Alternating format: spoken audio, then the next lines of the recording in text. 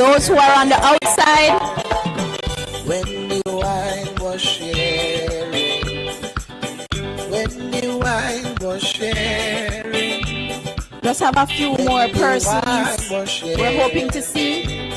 Jesus and his mother was there. Senator Floyd Morris, are you here? Okay. I know it's a warm evening, but we hope to cool down the place.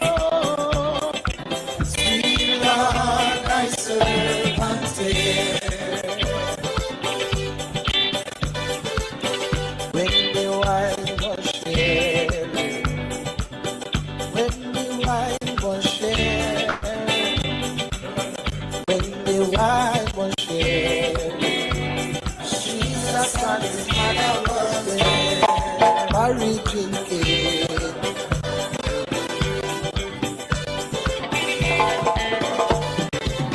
There was a marriage in Kenya. There was a marriage in Kenya. There was a marriage in Kenya. Jesus and his mother was there. When the wine was sharing. We're just asking those who are on the outside to just come on in. We're about to start. When the wine was sharing. Please don't delay. We know it has been a rainy afternoon and it has been very warm in Black River, but we're going to cool it down, right? All right, good. Another 5 minutes, please, and we'll begin.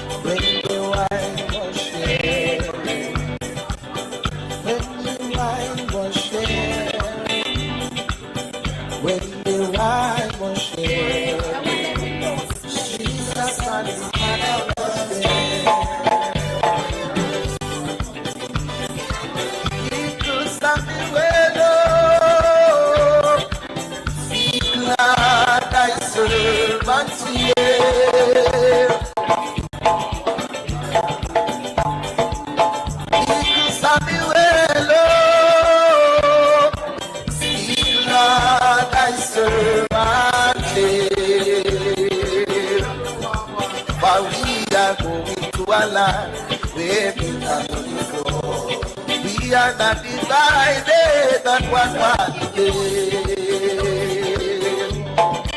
So the bands are play, so the bands are play, so the bands are play, oh the bands are play. For we are going to a land where we can flow. We are not divided on one day. So those who are on the outside, just asking you to come on in. We're about to begin.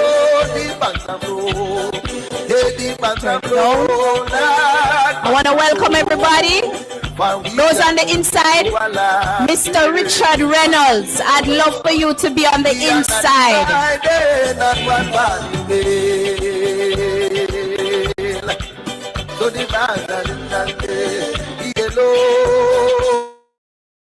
Thank you.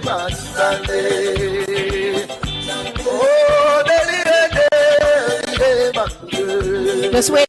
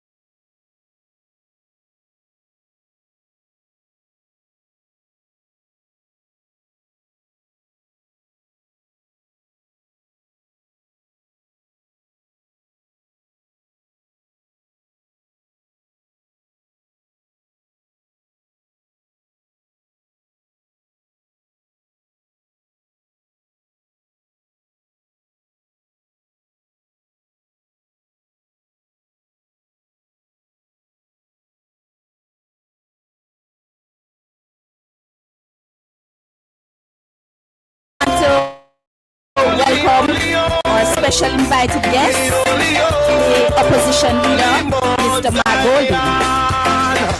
Don't you trouble Zion. Don't you trouble. Opposition spokesperson on agriculture, Dr. Dayton Campbell.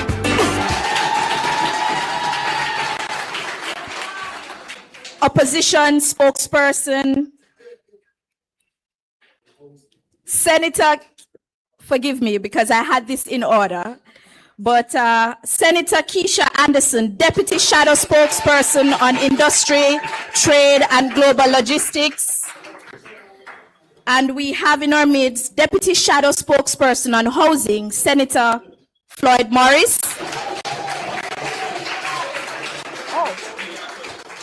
He is the spokesperson. And we have our councillor here, Councillor Donovan Pagan. Want to welcome him as well. Our host councillor, Councillor Dwight Salmon. Want to acknowledge him as well. And the councillor for the Brompton Division, Councillor O'Neill Buchanan. We also want to acknowledge all special invited guests, the business community, farmers, fisher folks, community members, members of the press. We want to acknowledge our online viewers because we're also streaming live. And we want to say a special welcome to you, the residents of St. Elizabeth. Welcome to our town hall meeting. We have in our midst also, I think, the candidate for Northwest St. Elizabeth, Miss Patricia Scarlett, former candidate. Have to acknowledge her, you know. And I'm grateful for all those who have come on out and have made your presence felt this afternoon. We know it has been a difficult evening. It has been raining all day, all evening. And so I know that you are warm and ready to start our proceedings. We're going to begin our proceedings this evening with the national anthem. Please stand.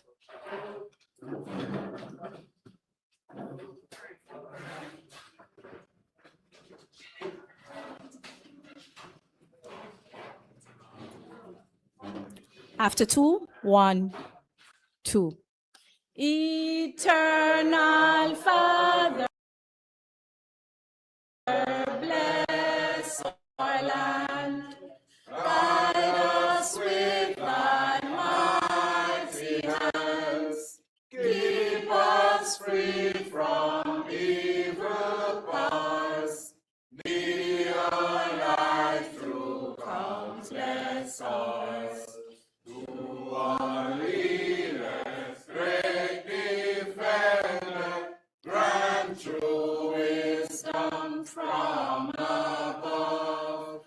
Justice, truth be ours forever. Jamaica, land we love.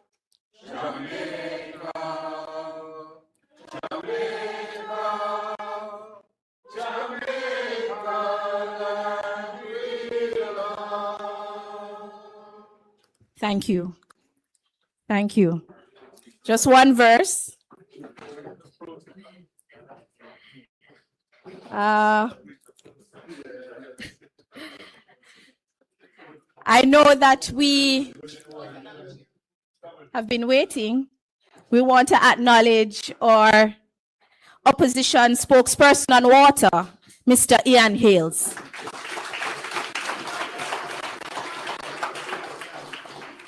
Okay, we're gonna begin by asking Mr. David Gillespie to open in prayer for us.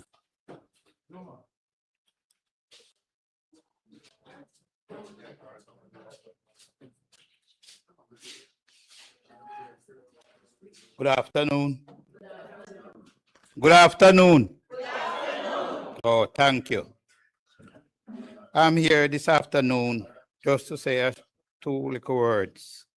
But most of all, I'm here to greet all the comrades at the table, protocol observed, especially Comrade Mark Jefferson Golding. Yes.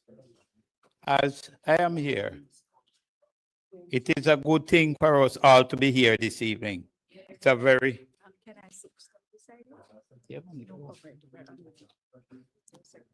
We all gonna stand and sing a lively prayer chorus, very lively one. Then I will ask you to keep standing. Meanwhile, I do pray. Someone give me a lively chorus. We are together again. 1, 2, 3.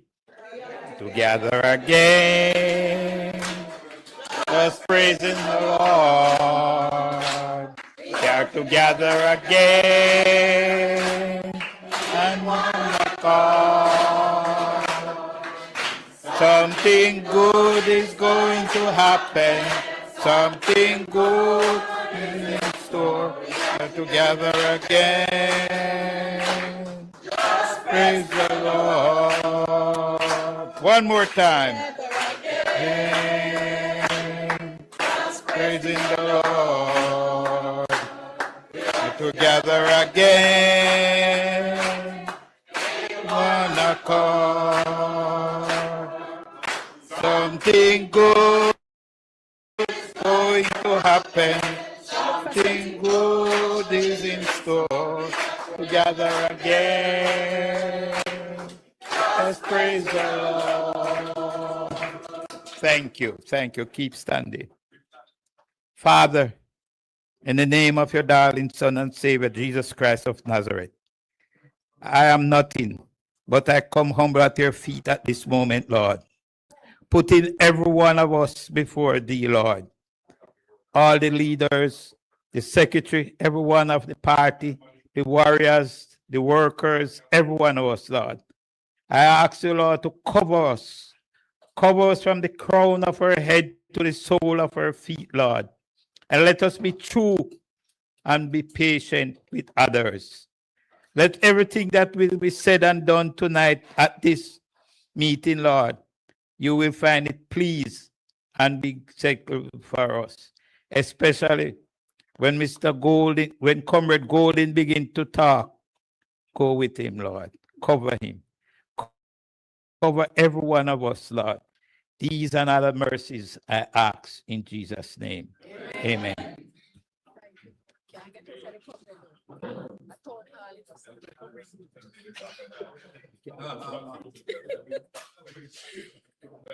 Thank you, Mr.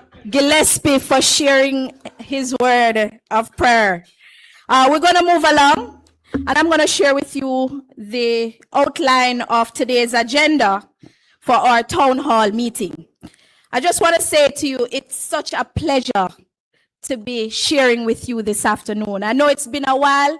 Some of us haven't seen each other. Maybe that's why we're on the outside so much. But I'm going to ask you to just come on in so that we can get the business of the people on the way. Please fill up the chairs, especially those at the front. Don't stand at the back. There are more than enough chairs in here. And those who can come up, just give them a little space so that they can get a seat. Okay, today's proceedings will go as follows.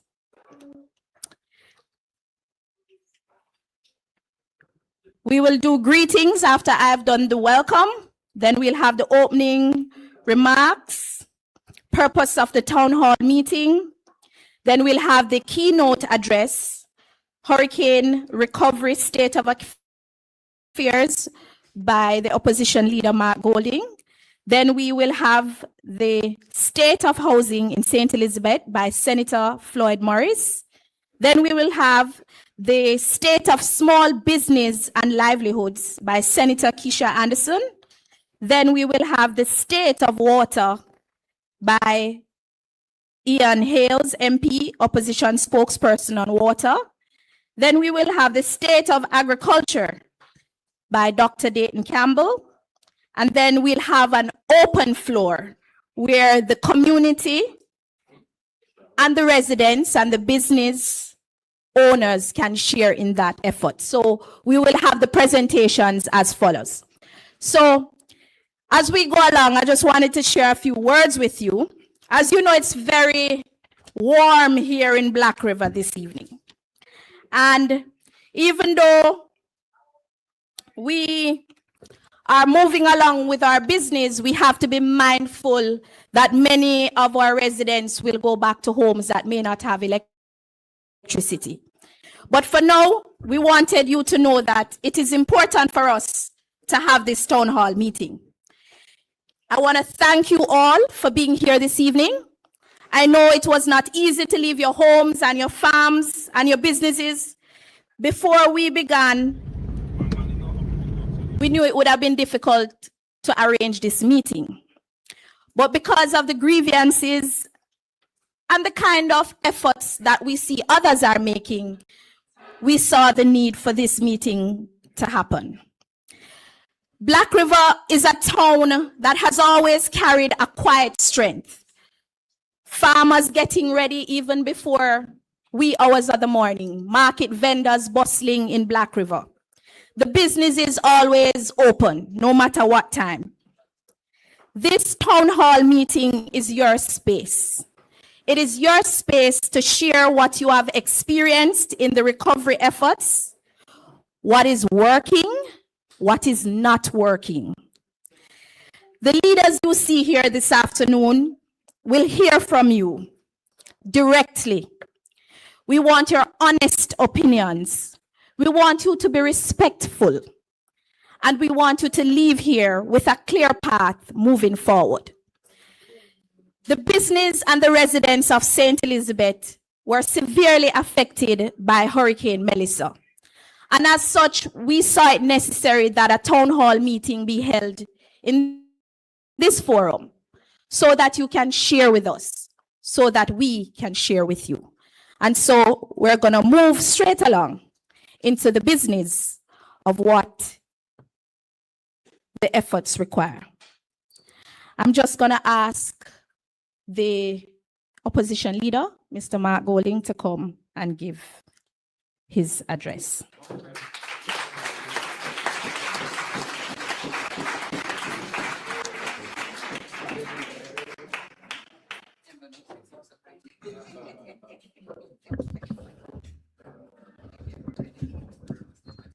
Thank you very much, Madam Master of Ceremonies, Dr.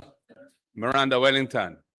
I think that's the first time I may have called you that, ma'am, so it sounds good, eh? Yeah.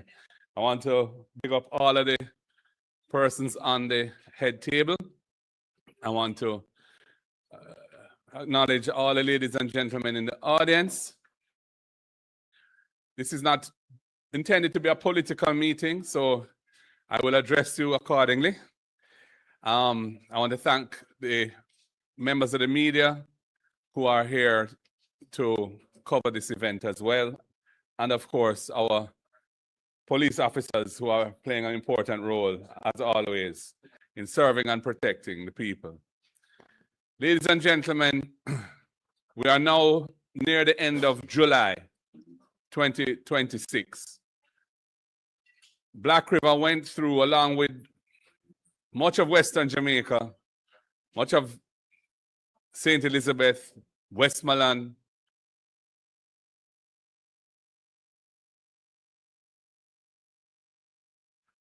Hanover, St. James, Trelawney, parts of St. Anne, parts of Manchester. A terrible, devastating event on the 28th of October. And the town of Black River was particularly devastated by the hurricane. Initially, there was a lot of public relations. We had foreign governments, foreign non-governmental organizations specializing in post-disaster relief, local organizations, all chipping in, trying to make the Jamaican people a little stronger, a little more able to endure what they had gone through. And we were hopeful that with the outpouring of support that was evident at that time from all of those entities and governments, and of course from our own diaspora and persons in Jamaica who wanted to help out, we were hopeful that we would see a very serious effort being made to restore the lives of those who were badly affected by the hurricane. However, we are now 9 months or thereabouts past the hurricane date. And I must say that I am very, very disappointed in the government's response to the plight of the people who are affected by the hurricane.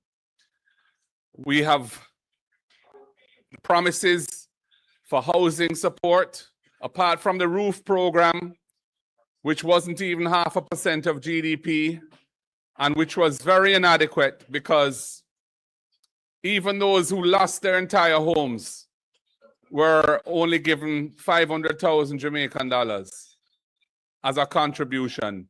And many persons who had severe damage were offered and given 200,000. And the whole mechanism for distributing that relief was not attuned to the conditions that people were living in. People were expected to travel far to try and collect on this, and often went away disappointed, having arrived at a hardware many miles from their homes, having incurred costs to get there, only to be told that the materials were not available and so on. And apart from that, the container homes that we were told would have been ready by the end of January, they are still not being made available to people who need them. And of course, for business people, small businesses across Western Jamaica, including Black River, of course, there has been precious little by way of support. And you know, we're seeing it in the fiscal outcomes of the country. So we had negative growth in the final quarter of 2025, which was to be expected given the calamity that occurred. We had negative growth in the first quarter of 2026. So that's 2 successive quarters of negative growth, again, as a result of the hurricane. But when you look at the government's budget for this year, the first 2 months of the fiscal year, which are April and May, the tax revenues collected are some $22 billion less than had been projected in the budget, which is indicative of an economy that is in a state of serious decline. Now, how can you expect anything else when you have the small business sector, whether it be transport operators, retailers, manufacturers, other providers of goods and services, farmers, who have really not been given what is required to get their business back up and running. And when I spoke at the conference last week of the Small Business Association of Jamaica, I said that the situation faced in Western Jamaica by small business people requires what I call a Marshall Plan. What is a Marshall Plan? The Marshall Plan was the plan implemented after World War II to restore the economies of countries like Germany and Japan, who had been devastated in the war, having lost the war. And we know what happened with Germany and Japan. In a matter of years, those economies rebounded and became 2 of the strongest economies in the world. And the Marshall Plan had a major role in that, and that was a plan of the US government. Well, I can't do anything about that. I'm speaking as loudly as I can. No. Yeah. Change your microphone. Can we change his microphone? I'm not sure it's the issue of the microphone. I don't think it's the microphone. It might be the speakers. Yeah. I can. Yeah. So that is why, all right, that sounds a lot better. That is why, what are you saying, sir? I put it down? Okay.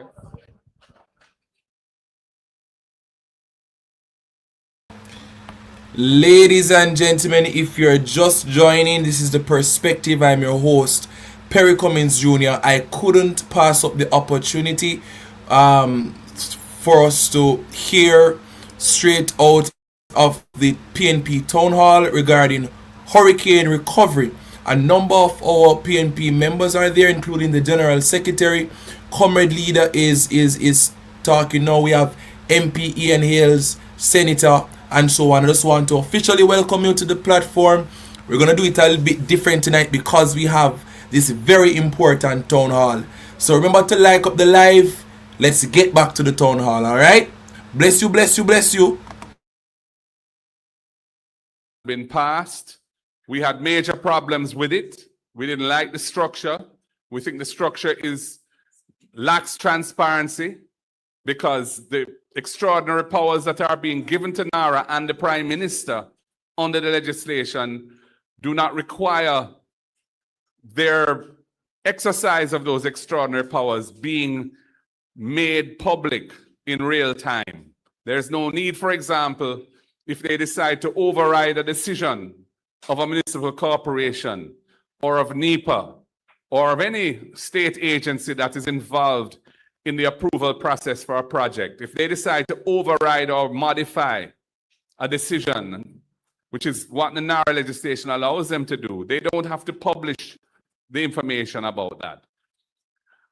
That was one of the main concerns that we had, the lack of a board to ensure that this agency that is going to be responsible for the spending of billions of US dollars with one CEO reporting to a minister who happens to be the PM, that's not an appropriate structure for a statutory body.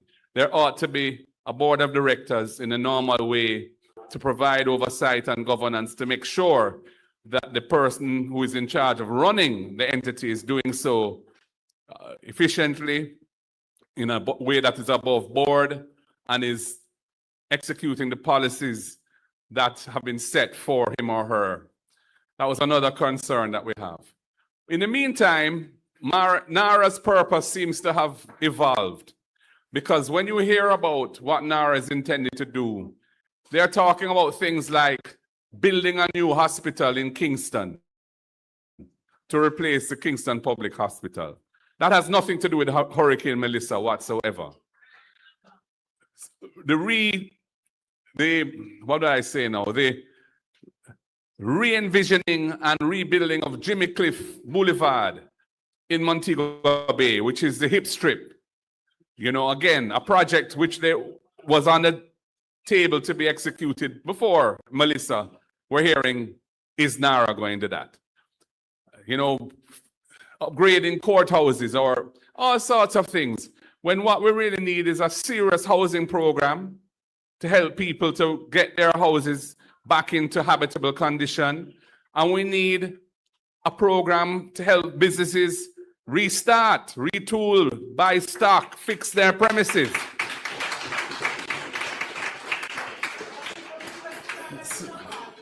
So we don't even, from what we're hearing, NARA is not even going to be up and running probably until the end of the year, because they have to build out their staff and all the rest of it. They're in talks with international development partners for assistance around the administration of NARA. So it's not going to be a rapid response, when what Jamaica needs is a rapid response. People's lives have been turned upside down. And so I'm very disappointed in the response of the government to this. I must tell you, I would have thought that having gone through the COVID experience, when certain things were put in place, for example, to help tourism workers who had been laid off because the tourism industry had shut down, and even small business owners, if they could show that they were licensed and so on, they could get a grant and that kind. We're not seeing any of that. So the whole thing is totally inadequate, and it is contributing to the underperformance of the economy, and it is to be the subject of serious debate and commentary. And I'm the one I'm talking about it. I don't hear civil society talking about it. I don't hear the private sector talking about it. But I don't know whether they're afraid of government or what it is. But it needs to be said. You can't sit down in Kingston and things are all right and just assume that that is how Jamaica, the whole of Jamaica is. You know, that is not the case. And we are very concerned about it. We have heard announcements to do with Black River and parity and the building of a new town and so on. Now, we did some research in anticipation of this meeting, and we discovered, based on the research, that some 2/3 of the land in this area are relatively small holdings. So that means that there are a lot of people who are going to be affected by any supposed relocation. And the concerns of the people, the views of the people and their opinions, their vision for what that may look like if we're going to have a new, what's going to happen to them and their livelihoods, their family land, where their relatives may be buried, if they're fisher folk, access to the sea, all of these things. These things need to be worked through with the people. It has to be a people-centered thing. You can't be just making decisions in Jamaica House or wherever it is and saying to everybody, this is what it's going to be. I understand that Major General Anthony Anderson came down here yesterday or the day before, and I'm glad to see that he came. Maybe he heard about the Townhall and decided he would show his face before. Whatever it is, I'm glad he came.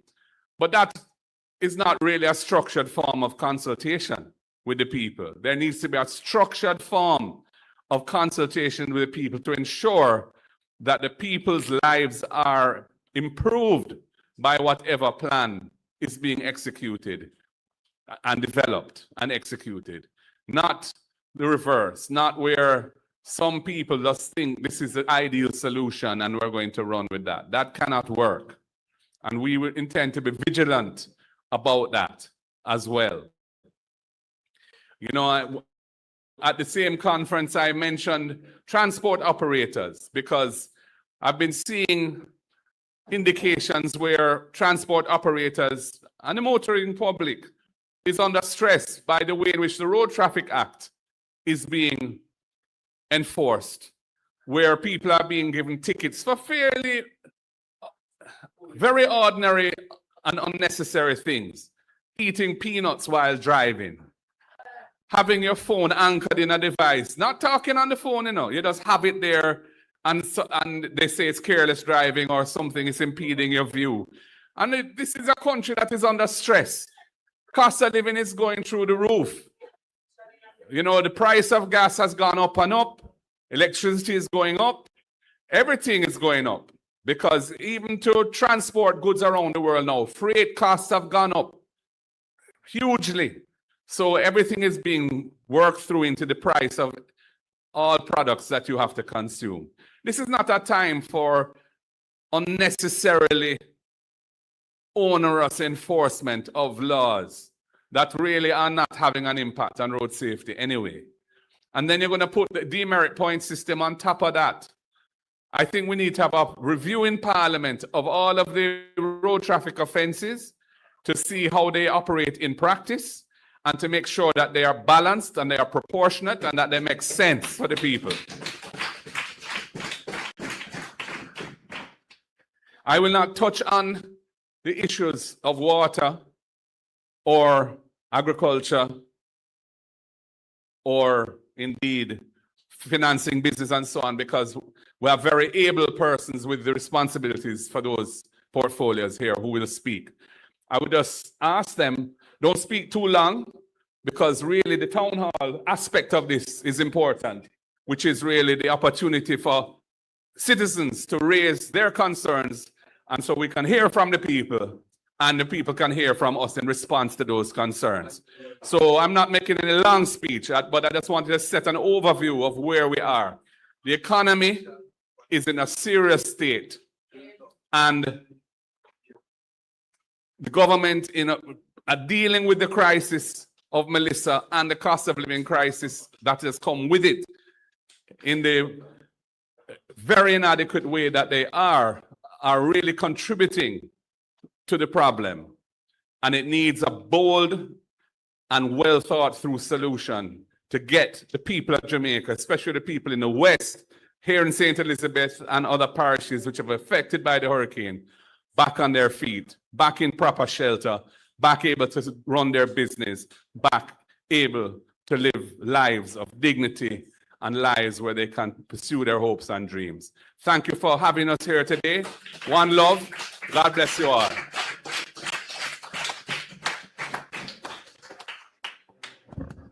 Please give Mr. Mark Golding another round of applause. You will hear from him again. As you know, this is a town hall address, so the most important thing is to hear from you, and then they will respond. But as you know, this town hall meeting is not just hearing from the residents of Black River, but we're hearing from the residents of St. Elizabeth. And as such, we would like to hear from the minority leader, Councillor Donovan Pagan, to give some greetings.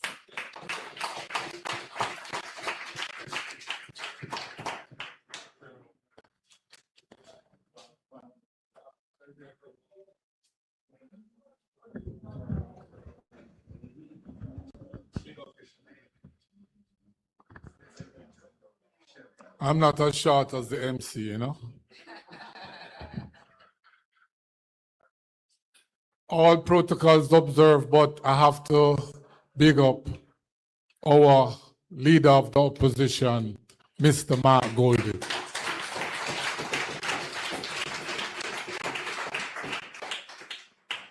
Residents of St. Elizabeth, greetings and salutations.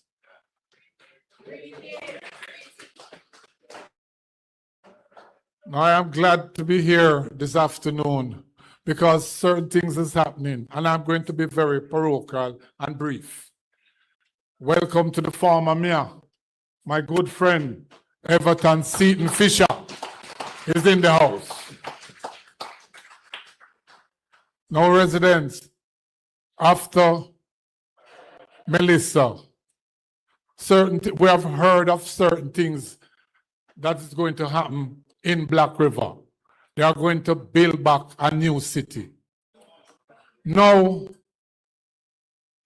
from the hurricane has happened, we have not been invited, the local authority, to any of the consultation meetings. We have been left out of the loop. And Mr. Golding, we have a proper planning unit at council who cannot be left out. We know the nooks and crannies of Black River. So we have to be involved in it from day one, but we are left out. Now, also who has been left out? They had a meeting, but it's mostly the bigger business people that was present at that meeting. We have a lot of small business persons in and around Black River who was not at those meetings, and they cannot be left out of the loop. Because in rebuilding, we need the advice of the small man. You cannot rebuild without the small man. The small people, you not agree with me? The small people know the thing. It's not everything the bright man with the education or the big engineers, them know everything. Listen to the people. Because sometimes flood happen here, the engineers don't listen. And when down the road, the thing mash up again. So it is good to listen to the small people. And when your time comes in this meeting, I don't want you to be shy. Make your voices be heard. We have a lot of spokesperson here who will listen to you, and everything that you comment and suggest here will be documented. So residents, I want you to sit back and enjoy this meeting, and I want you to participate 100%. And thank you all for coming. Big up. Thank you so much, Councillor Pagan. Thank you so much for sharing your few remarks. And I want to officially acknowledge the councillor for the Braes River Division, Councillor Everton Fisher. Balaclava Division. We are being hosted in Black River at Black River High School by the councillor of Black River, and I'd love for him to come and share his few greetings and his experience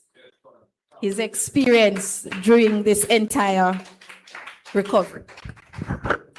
Greetings, brothers and sisters.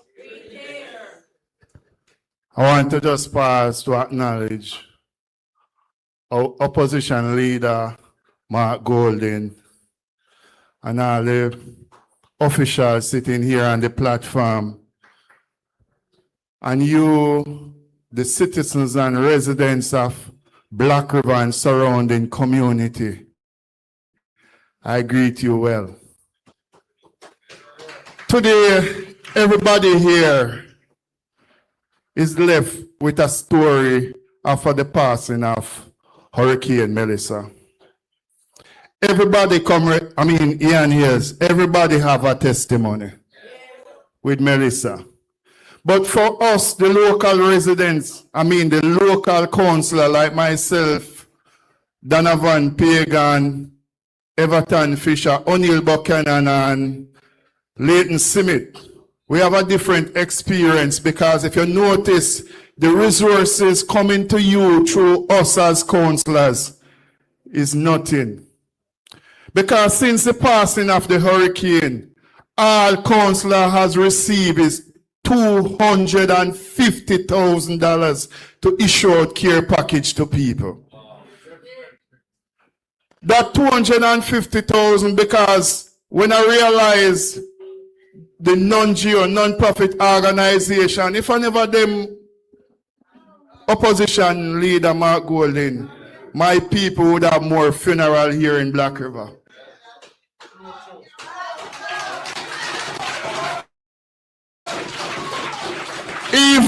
Even myself went to, what the food place name again? Rural Food Kitchen to collect lunch at daytime because of the condition of my house. Not only that, we were supposed to prepare for the next hurricane season. And the minister come out. This is not a political meeting, you know, but we as councillors sometimes on the course and we have to tell them the truth. The minister of local government come out and he make a big announcement. 70 million will be coming to parish councils for councillors to clean drain. But only for the people to know that you have 228 councillors. And when you divide that by 70 million, you get $307,000. But people see you every day and they must say, yo, the minister announced say you get money country. Where the money there? And now you can't start the work. But what I want as Donovan Pagan share with you, I want all of us to have an open discussion and be frank with each other. And At the end of this meeting, I want everybody to leave at least with a ray of hope. God bless you all. The word is love. Truth. Truth. That's the counselor for the Black River Division.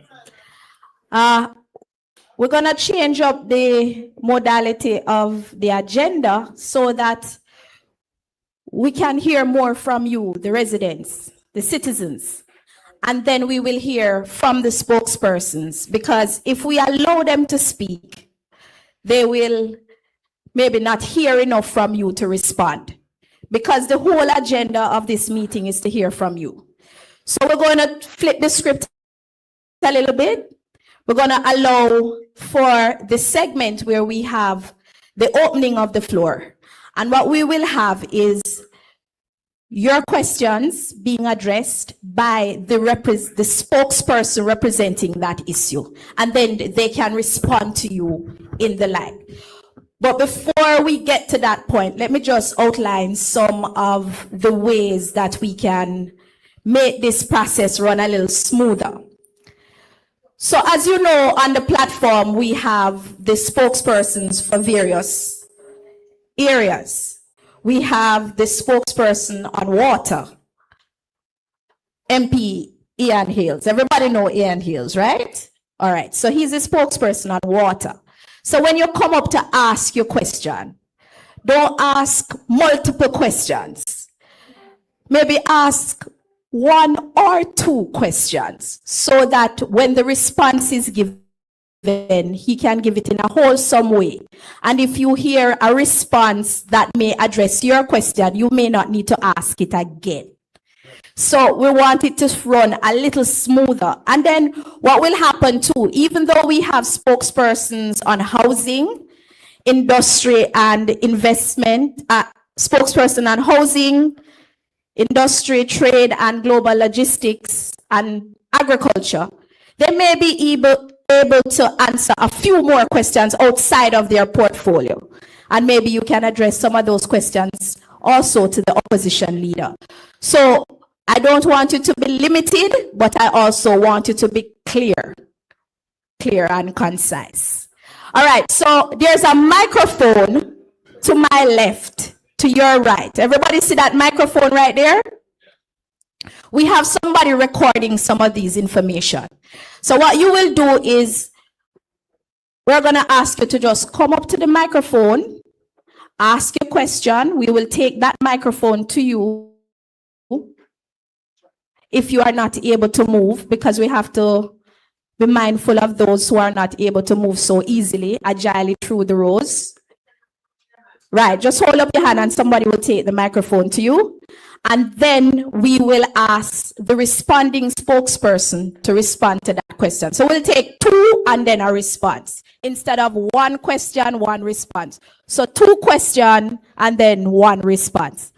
So we're going to open the floor now. We're going to ask the public. We're going to ask the residents of St. Elizabeth and those of Black River, especially those affected. I hope there are residents from Parity. I hope there are residents from Slipe. I hope there are residents from Brompton.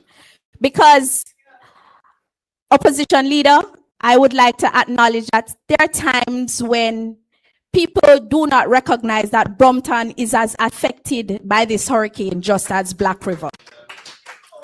There is no Black River without Brompton, because Brompton and Black River are sisters, sister and brother, brothers.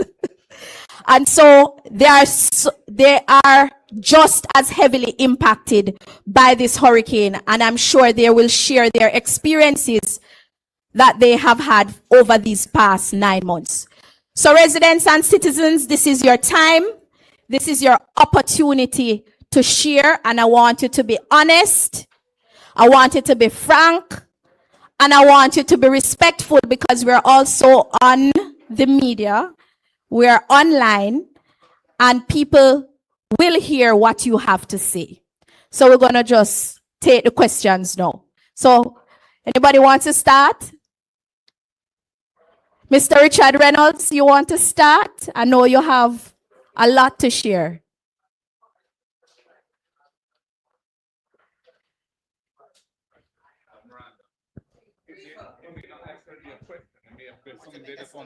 Oh, thank you so much.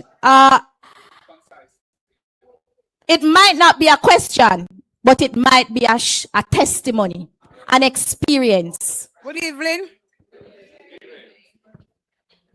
I'm coming from Slinton, right? And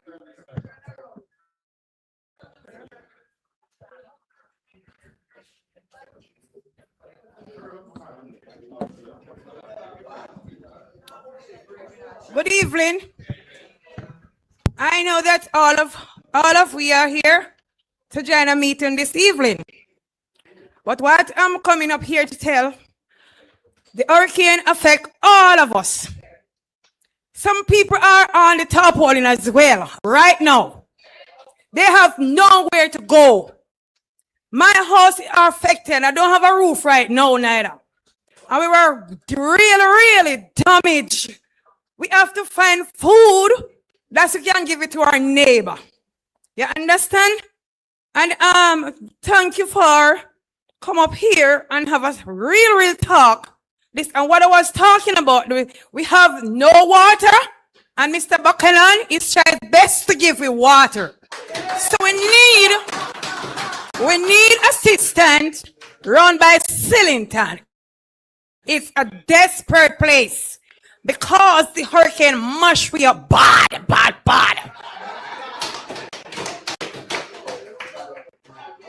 Me have 155 chickens and all gone. A little man come around here and put in like an assistant to us. He's away from Kingston, right? I went to NIS office and they come at my yard. And them said, them are going to give me, listen lady, make me talk. They said they're going to give we assistant over there. So few people get something. Much of the people, they don't get anything at all. Me went there and all me asked, and not even a single $2 nor $1 me don't get. You understand? We have a children for go to school. Nobody come there except Mr. Buchanan. We out of water, Mr. Buchanan. You understand what I'm saying this evening to you? We need assistance for the roof because some people and them child not living nowhere until to the blessed day. You understand me?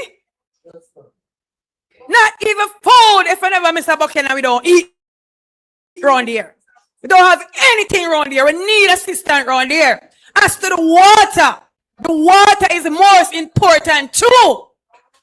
We don't have no road neither. Food for the poor come there. Listen to me, lady. Food for the poor come there. And I put on some roof and give us water. And them say they can't cover all of the house. And all the house they can't cover. You understand what I'm saying? We need assistance around here. Because no cannibal no live around here. It's a people live in this community around here. So we need assistance around here. It's very bad around here. It's very bad around here.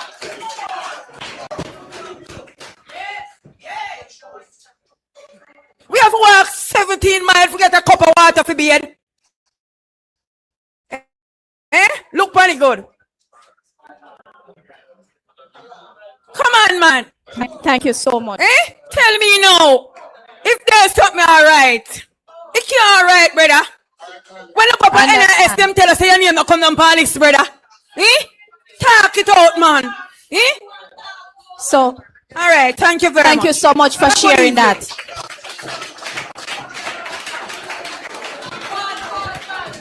Based on what I'm hearing, she needs a response from the housing, roofs program, and water. What are the possible assistance for those areas? All right, we're going to take one more question and then we go to the responses. Anyway, good afternoon. Me is from Vineyard, about 5 miles out of Black River. And my concern is agriculture me depend at this time. Them say if you register with RADA, you register. You can't get your animal them tag. You can't get your animal sell. So that is my main concern. Water also. We are suffer. We don't know road. Vineyard no exist. Eh? Trust me, man. Me I tell you, me fed up. Bad. But I just show me no easy to give up. But me fed up. You understand? Cause boy fly green and waste of time. You call his name. Waste of time. You understand? Don't mention Andrew. Me no want to hear them. Me no want to see them. Me fed up. Me no know what next. Anything you try a problem. If you come run like a taxi, problem. If you care what your product, problem. Me want me cow fi sell and me can't get me cow sell. Some tag, some no tag. Me want to know what's going on. That is my few words. God bless you all. Thank you so much. I just want to reaffirm that we have to remain respectful despite the circumstances, and we're going to have the response. Can take a few more. We're gonna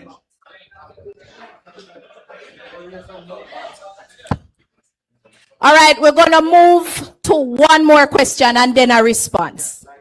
One more question.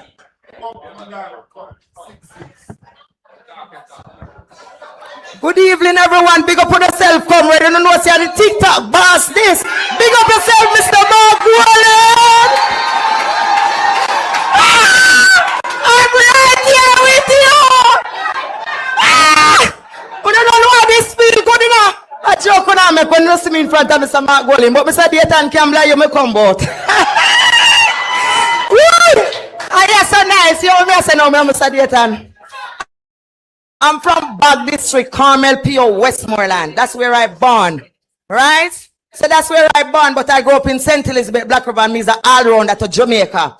I'm telling you something, sometimes I hear someone talk about politics. See the original you feed. Me I tell me, come like me born from before Michael Manley and them people. So Mr. Dayton Campbell, what I have to say to you, I'm from Bag District, which where PJ Pattis used to have him van. Broke down, we roast yam pan fireside, send a White House go buy gas and come back right a Bag corner. You know where Forward Square is, Mr. Dayton? Where they have a football ground over there. I am moving back to Westmoreland. Come live on me yard, me come on me yard. I'm want to near you. Me no want you there far from me. Come show you the ropes in a Westmoreland.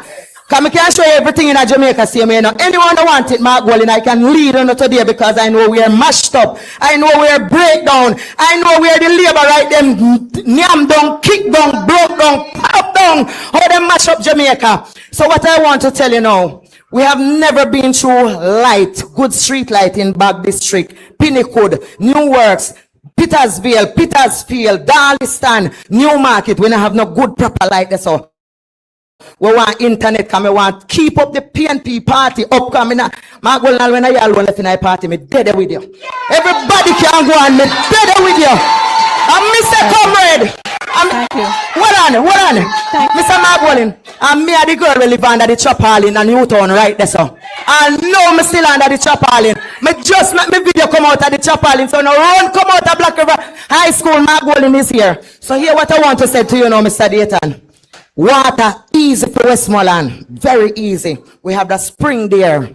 We have a well there. The well is in Forward Square, right where you see the football ground. One well up on the side where you see the container them over there. So one big well over there. So for run water in our community. Here we again. You see down a Beeson Spring, we have the spring. So Left Hall that can serve Left Hall, Petersville and them places. You know, see if you don't know Jamaica, just come to me.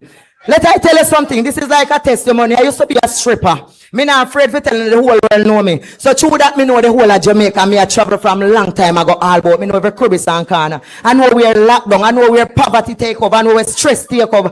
Listen me, if you don't have dancehall and music in a Jamaican activity as football and them someday, Jamaica can't come back to. No matter what you know we need sports and entertainment in this. Thank you very That much. is what run it, and that is what make market vendor sell. When you have your farmer, your food that sell on the ground, you come at the place or the dance hall place, come sell it. It will sell the people when you keep the event. I go buy it to come sell the peanuts. So people would have done with farming like this. And Joe Wellness could have come lock down farming in Jamaica if entertainment did run, but him not like so we eat food. I'm alone for eat food. Can come up here, so come talk already. Say up here, so black belongs to him, and him come as of Indian food. Well, you know, name no food down here, so me a stand up with data and Campbell and Mark Wall in a Jamaica until dead no spot. Thank you, TikTok boss. Thank you. We're gonna ask. Thank you so much. Thank you. I'm gonna ask. Since two major issues came up from those questions. The first person who came up spoke on the roofs program. So I'm going to ask Senator Floyd Morris to come up to the podium. I'm going to ask him to come up and speak. All right, he can speak.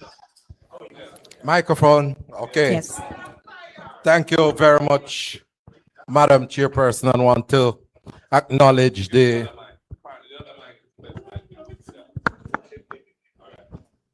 Okay, thank you. I want to acknowledge the leader of the opposition, Mr. Mark Golding, and my colleague parliamentarians who are present here to speak on the different issues. And I must say to the residents of Black River and St. Elizabeth that we in the People's National Party continue to share your pain and your suffering. And that is why the leader has assembled this team to be here to hear the concerns from you so that we can better articulate the issues in the parliament. And I'm certain that you hear us speaking up the issues for you. But when we come to you live and direct like this, you know, we get more ammunition to go back to the parliament with, all right? So the issues about the roof program has been raised. And I tell you, residents, I am very annoyed by what has been taking place with the roofs program, because the government indicated that it was allocating $10 billion to assist residents across the country. When they did the assessment, some 113,000 individuals were assessed. And they were at different level. I think they said 40% partially damaged, another 42% severely damaged, and then you have another 18 or so percent that saw their houses totally destroyed. And they have different categories of assistance, starting from 75,000 for minor damage. I think it was 250,000 for severely damaged houses, 200,000 and 500,000 for those that have been totally destroyed. Now, when I listened to the minister who is responsible for labor and social security, talking on the radio program one evening, and he said that they have paid out about 8.8, close to $9 billion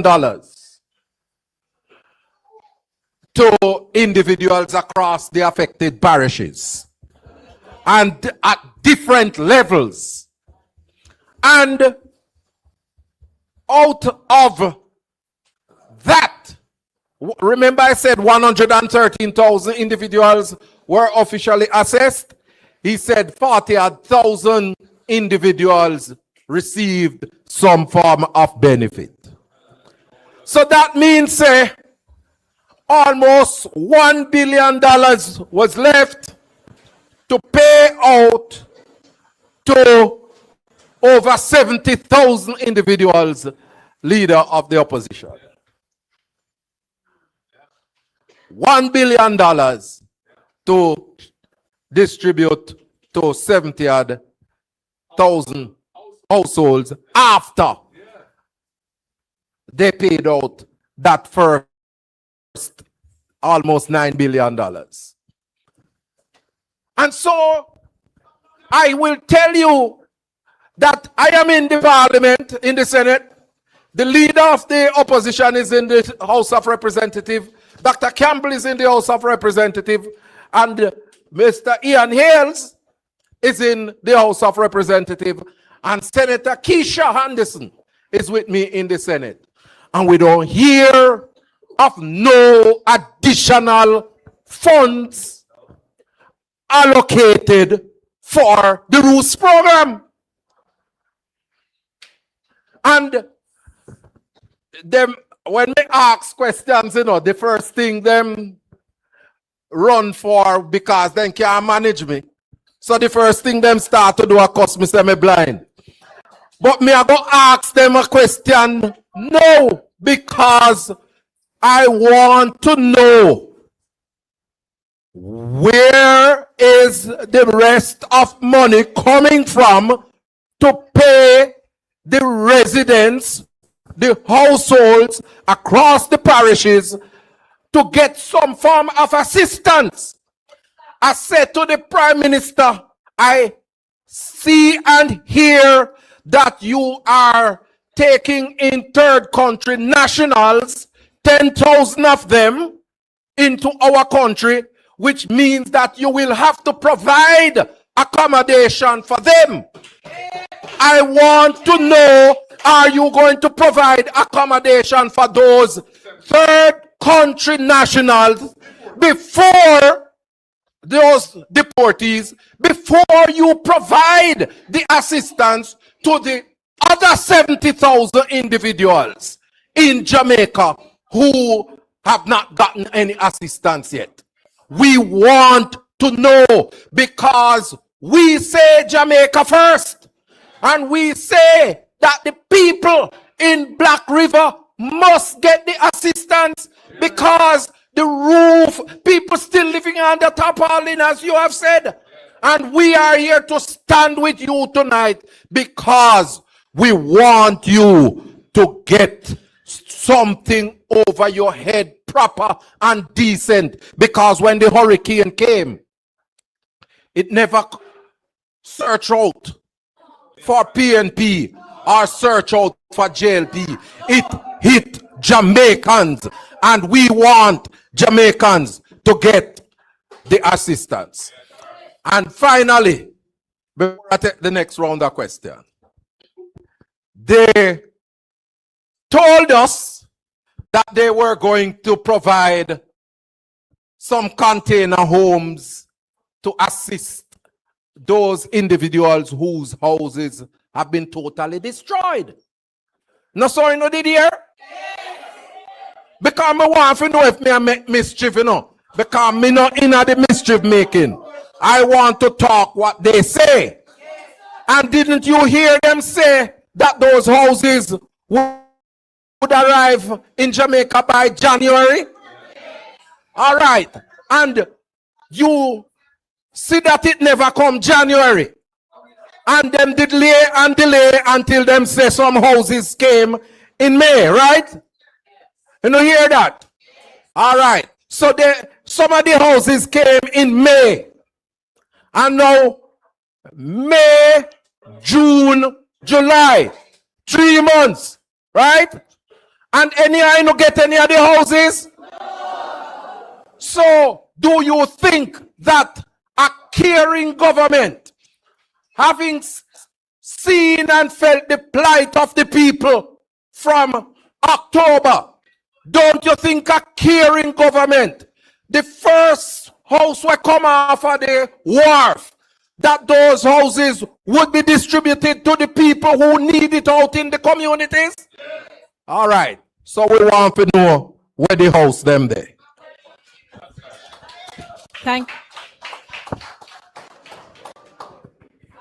Thank you so much, Senator Floyd Morris. I think that was one of the major issues affecting most of the residents in this room and the surrounding communities. Many of them are still living under tarps. Many of them are still living in homes without roofs, and they are not aware of any form of assistance in getting them resheltered. So that is coming out from the questions. The next question would be on water. So can we have... Yes, you can do your presentation, then you can respond. Please give a round of applause for Ian Hales, MP. Leader of the opposition, colleagues, citizens of St. Elizabeth, good evening. Good evening. All right, so before I go any further, I just want to say one thing. I remember that after Hurricane Beryl, Mark Golden was one of the first persons to come down here. That's number one. Number two, when Hurricane Melissa came, Mark Golden was one of the first person to come down here also. And you have some in Kingston, you know, and the media might go after me for this. But you have some in Kingston that might say the PNP is distracted. But that distraction, if there's such a word, Mark Golden is here today with you, the people of St. Elizabeth. And there's no doubt in my mind that if Mark Golden was the Prime Minister of Jamaica today, we'd be having a different conversation here today. But I can tell you this. You're here today because they're going to build this new shining city in St. Elizabeth, in Black River. And for most of you, it don't look like it's going to shine for you. That's what's happening. Now, I want to say this to you. To every time there's a crisis in this country, the People's National Party has always been there for the people of Jamaica. And secondly, I just want to say this to even the critics in the media. I have never seen a leader of the opposition work as Mark Golden work for the people of Jamaica. Inside the parliament and outside the parliament, Mark Golden has championed the cause of the poor people of this country, and that's why he's here with you, the people of St. Elizabeth, today. Look, my portfolio position is water, you know. And Black River has one of the largest bodies of water across the entire world. But yet you can't get the water. I see where the minister, if you look at the budget book and all of them fancy things, are going to be brief today, you know.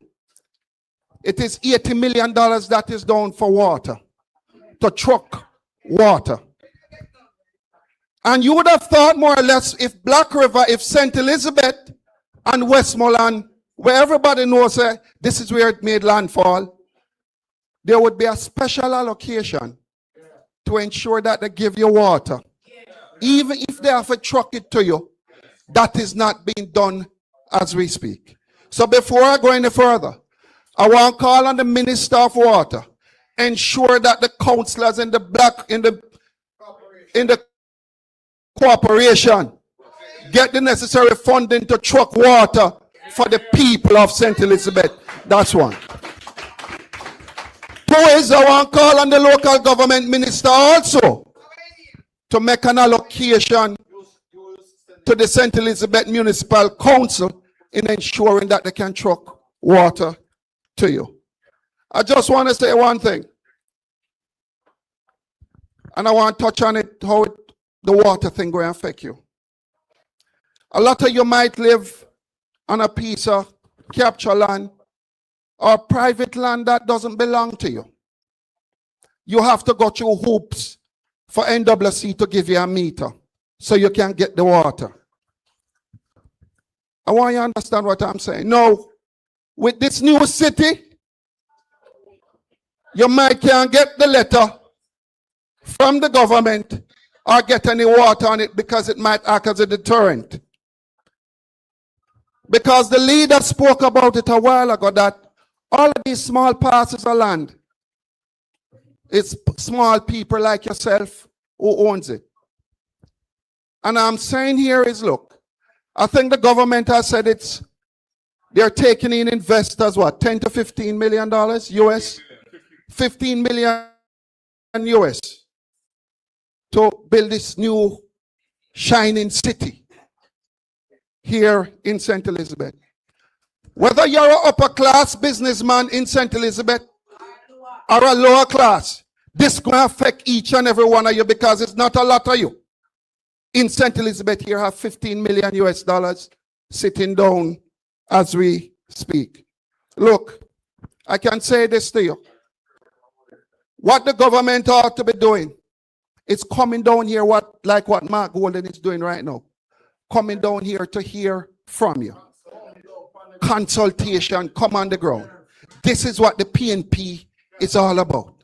So I just want to say, look, I am sitting right there and writing down every area, every district, and I'm going to pen a letter and I'm going to call the Minister of Water because you need somebody to fight on your behalf. And I can tell you this much, if Miranda was there, we wouldn't be having this conversation here also. But look, we in the People's National Party, we want to know where you fall in the shining city. Because it cannot only be shining for a few. It must shine for each and every one of you inside here. And that's a fight that this party, this People's National Party, is willing to take to the government. So I'm going to sit back. I want to hear from you, every community that is without water. Every community that can be impacted by us in opposition, by making some changes, however small it is in your life. Because at the end of the day, we believe in the people of Jamaica. I thank you, and the word is love. Well said, the opposition spokesperson on water. So as you come up with your questions, resident citizens, please state the communities that are still without water, because we will be making some advocacy on that behalf.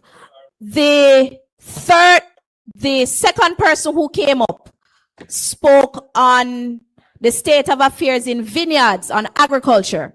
I'm going to hold off on Dr. Dayton's presentation, but I am going to take two more questions.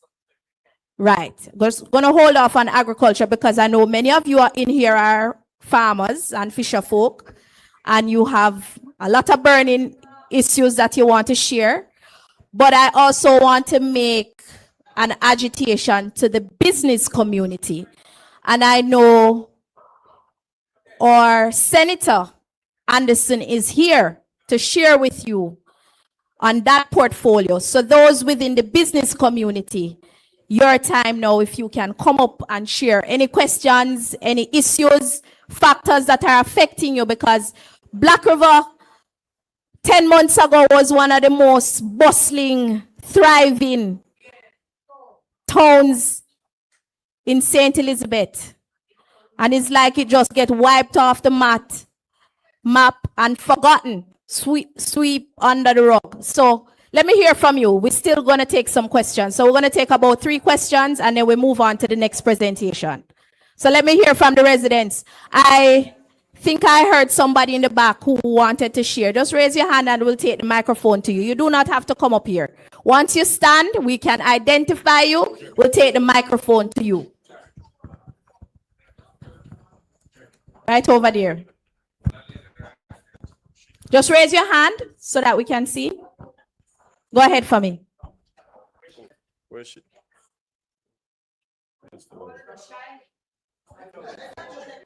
If you want, you can still speak on agriculture. If you want. Anything. I am Marsha Watson from Sillington. I am in a mixed feeling. If you caught me, when me cry tears, when me not hear say me party up there. I cry so till. And me have my mother who have cataract on her eyes. She is on Mandeville Clinic. I know our eyes cannot be dealt with because we poor. Maybe if me be rich, he wouldn't look after already. And behind that, me have to wash for her, and I cannot get no water in Sillington. It is very stressful. Me have to go to people yard and sometimes they make up their face to give me liquor water. So, me tired and me sick and stressed out. Me I tell you, say me stressed. Thank you for sharing, Marsha. I know it has been hard for you. All right, thank you.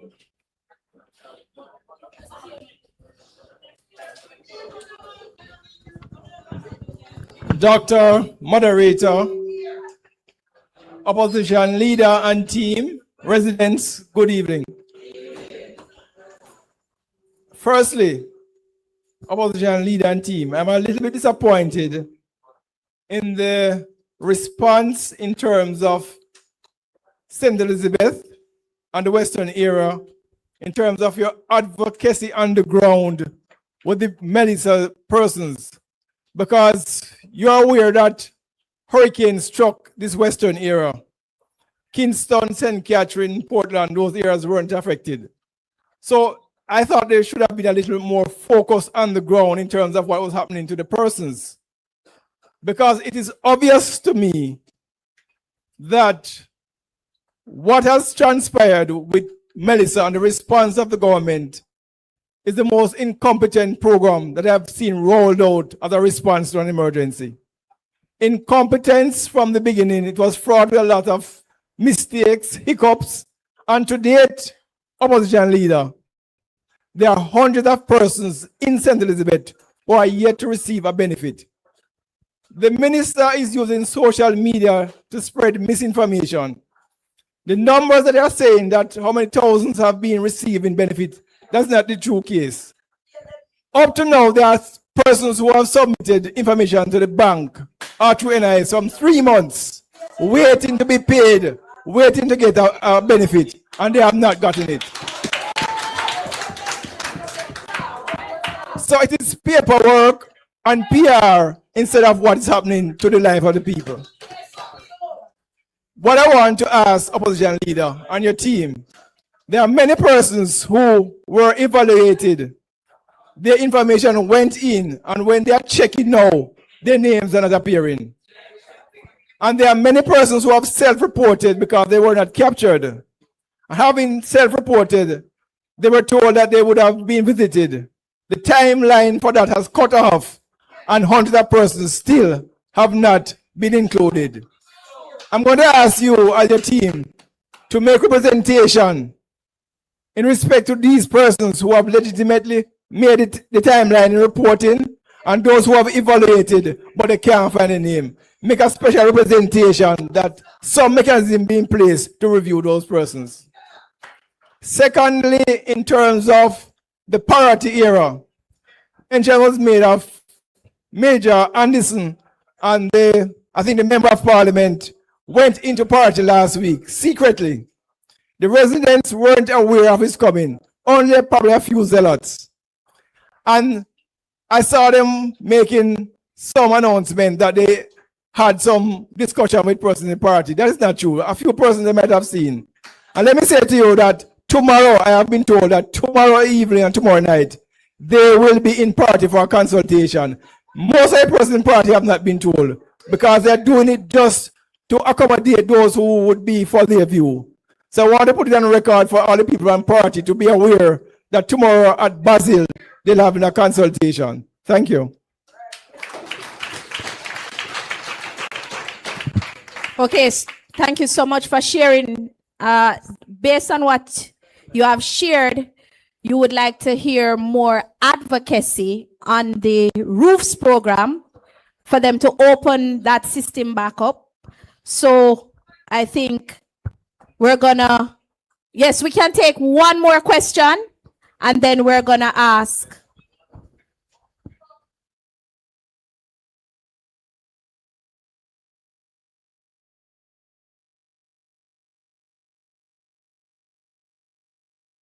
House is confirming that they are the right location, and then mischievously they are removed from that location to another location, suggesting that the person has another house.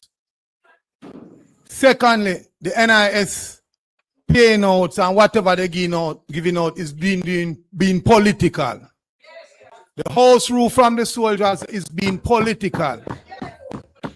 There's a person that was called and confirmed, the soldier confirmed it was the right address. And weeks after, when they didn't put on the roof and the person investigated, they moved it to another individual. And they did it so smart that they went into the land tax listing and moved it to somebody with almost the same name as the person that don't live in Jamaica. Got a house via the death of his mother. And they also put his name on the NIS roll to achieve other things. And so most of the people, they think that when they register with the NIS, they are being sidelined and put on other people from the other parties getting through. And this is facts. This is something investigated and experienced by a lot of people. And another thing, why is it, to Mr. Campbell, I would like to get this out. I haven't got this information. Is it a requirement now for a farmer to have food handlers permit? Why I ask you that question, I am in position on my phone with a person getting information from the NIS to get some fertilizer. The person occupies a piece of land that I'm responsible for. And the information, one of the information, the person has to get a food handler's permit just to get the fertilizer, along with other information. So the farmer that is planting has to get a food handler's permit just to receive the fertilizer. So all these things is being put in the people's way, and it is moving. When they find out that you're a PNP, they move the thing from you completely.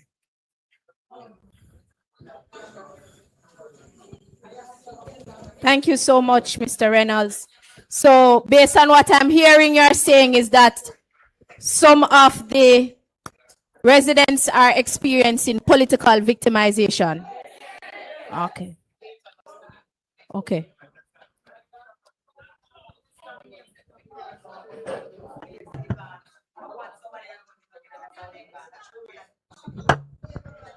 Ladies and gentlemen, good evening.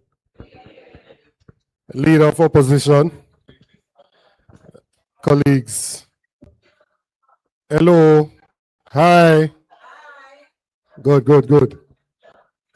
So I wanted to make a few points. If I could have your attention, please. I am in a similar mood to you, my lady. I am a little bit broken in spirit listening to the concerns of the people. And the greatest issue I have with the government is that I believe that they are uncaring in the approach that they are pursuing. And I will give evidence as to why I came to that conclusion. First, we have a problem in Jamaica with predial larceny. That is persons who steal agricultural produce, whether it's crop or livestock. They take what does not belong to them and they try to sell it. To deal with it in relation to livestock, we came up with a system called the National Animal Identification and Traceability System, which is designed to ensure that you can tag the animals, right? So that it makes it harder for somebody to sell an animal if they do not have the tag and the record of the animal. Because the government is not giving any tags to the farmers or not tagging the animals, it is causing normal citizens to be made into criminals. So somebody who legitimately has their cattle, goats or pigs or whatever, are not able to sell them because if they attempt to do so and they do not have the tag for the animal and the police were to intercept them, then they would be charged and treated as if they are the predial larcenist. They are the person that is stealing the animal. In 2023, the government reviewed the penalties. The penalties, it was $250,000 or 3 months in prison. And this same new administration of the same party moved it to $3 million or 3 years in prison. So I want you to understand, you are here and you're just raising your goats, you're raising your cow, you're trying to make a life so you can take care of yourself and your family. The government says they are trying to help you. We agree, put a tag in place. You know, put a system in place to tag the animals so we can trace them. And they moved the penalty from $250,000 or 3 months in prison to $3 million or 3 years in prison.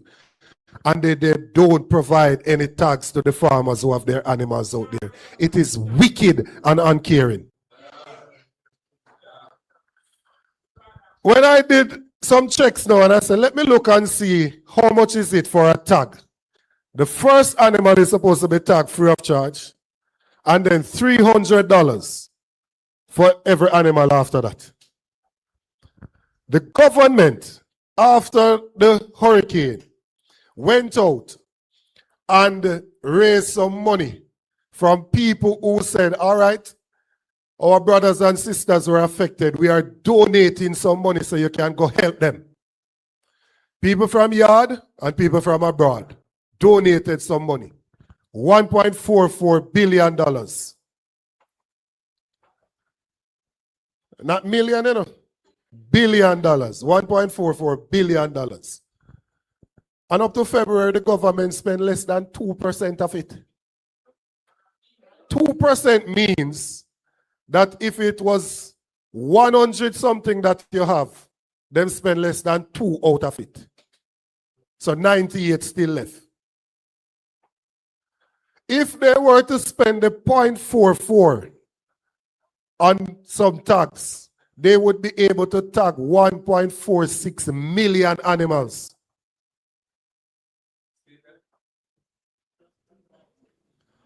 So I can only come to the conclusion that they don't care.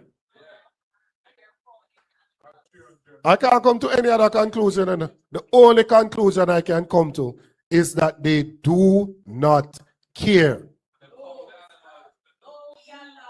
Agriculture suffered significant damage. And remember that I am your neighbor to the west. Remember, I'm your neighbor to the west here. So I understand firsthand the devastation that was experienced in these parts. Firsthand. In relation to housing stock, those that were damaged or totally destroyed.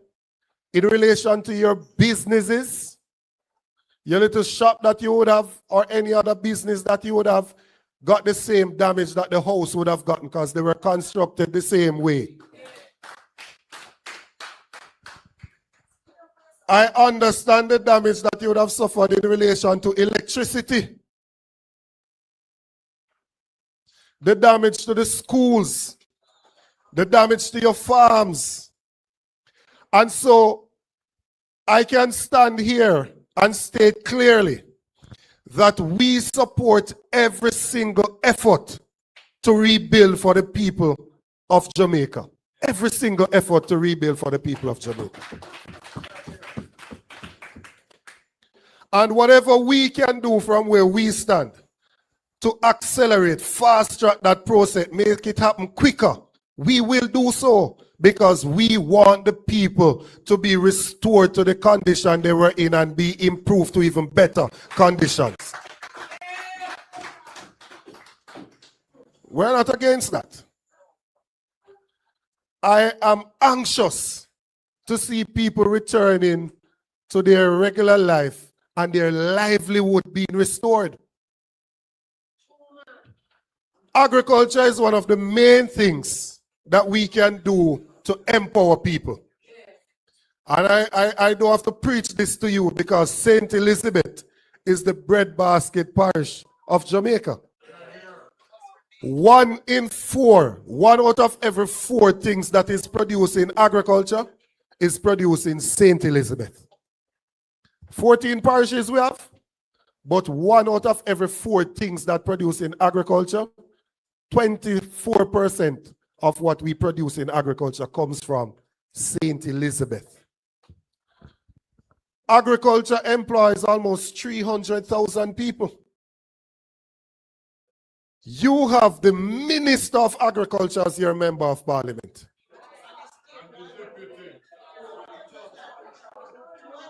The Minister of Agriculture as your representative. And next door is the Deputy Minister of Agriculture in the parish of St. Elizabeth. Both the minister and the deputy are from the parish of St. Elizabeth. When Beryl passed, the minister said that agriculture suffered $36.2 billion in damage directly. And if you look at a sector-wide thing, it is $60 billion. His numbers I'm giving you now. And that fisheries suffered $5.7 billion in loss. 45% of the fleet, the vessels, damaged. That's the information that he has, you know. How then could it be that he has done so little to help the people of the constituency that he represents and the people of the parish that he is from to get them back on their feet? How comes?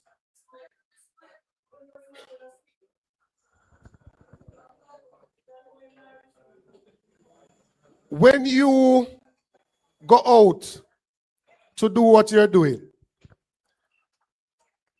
I know that most people here are hardworking citizens who want an opportunity, and you will make it if you get the opportunity. Had we been in government, we would have put a disaster fund in place so that we can respond to these things and respond in a timely manner. And I made this point during the sectoral debate. We would have ensured that the losses that you suffered, that you would have been able in a transparent way so that nobody could stand up and say that people are benefiting based on the political party that they supported. We would have ensured that people benefit based on the practice of agriculture, the fact that they are registered and bona fide farmers. It is that basis on which we would have used to assist the people. And if we assist you, and you can go back out there, and you can grow your crops and raise your animals, then you could help to restore your own dwelling. You would have been in a position where you're earning your own money so you can help to put back things in order so that your house can be dealt with, your children's education can continue, and your life can go on. So, the critical point that we are making, it is not enough for the Minister of Agriculture to give out a few sachets of seeds and a few bags of fertilizer to the selected few, and the rest of the people suffer. And give out the exact same seeds and fertilizer to everybody so you get a glut in that particular item. And then shortly thereafter, there is scarcity in the same item, because there is little planning that takes place in how we are going to respond to these things. I saw where a farmer in this constituency, I think Flagaman, planting onions, was complaining of the inability a few months ago to sell the onions, that they couldn't get anything for it. Fast forward to last week, I am reading an article in the Observer, and it said the market bag, onions now $500 a pound. Few months ago, you know, berating the fact that there is a glut, can't move the onions. And a few months on, it's now $500 a pound. And when he was complaining, he wanted $250 a pound. It is now twice that. There is no planning.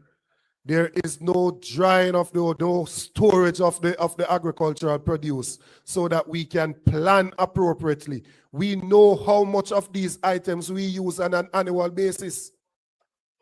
The Ministry of Agriculture knows how much Irish potato is used, how much onion is used, how much cabbage is used, how much carrot is used. They have all of that information, you know. But yet still they fail to plan so that we can have a consistent supply throughout the year and that farmers can get adequate compensation for their hard work. Time may be delayed, but time is never denied. Your time will soon come. Thank you so much. Yes. Okay, so we want to thank Dr. Dayton Campbell for speaking on the agricultural response.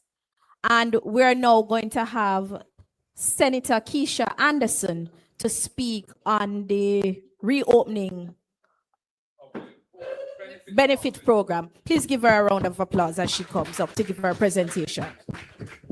Thank you, Dr. Miranda. Good evening, the people of St. Elizabeth. All right. I must tell you, you're an inspiration to me tonight, and I'm going to tell you why. Driving down here, the rain was pouring. Entering Black River, the place looks abandoned. Wouldn't you say so?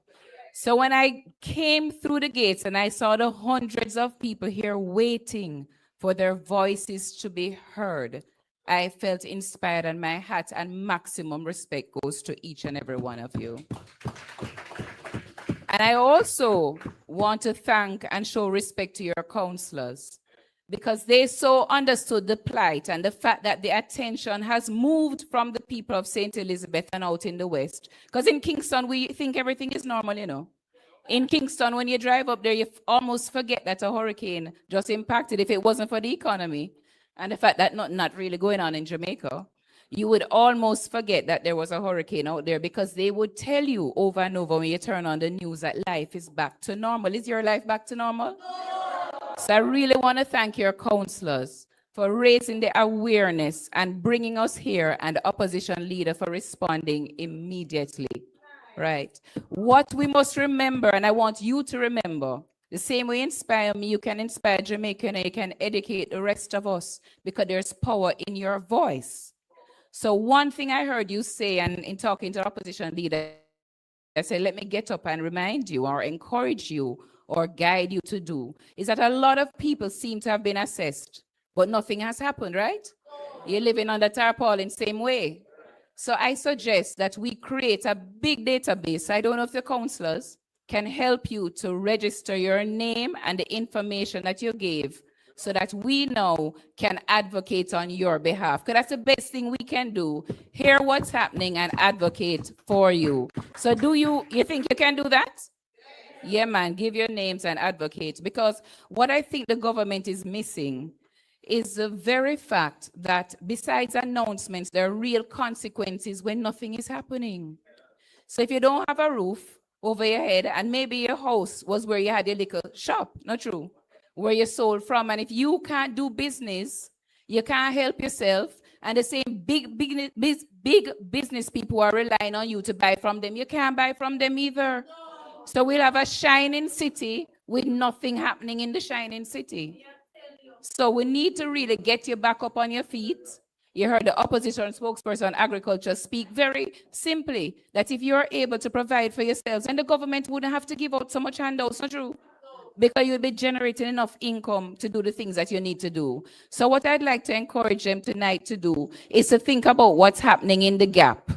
So in the absence of things, real programs being put in place to help people, what's happening in the gap? Businesses cannot restart. If a business can't restart, the people can't help themselves.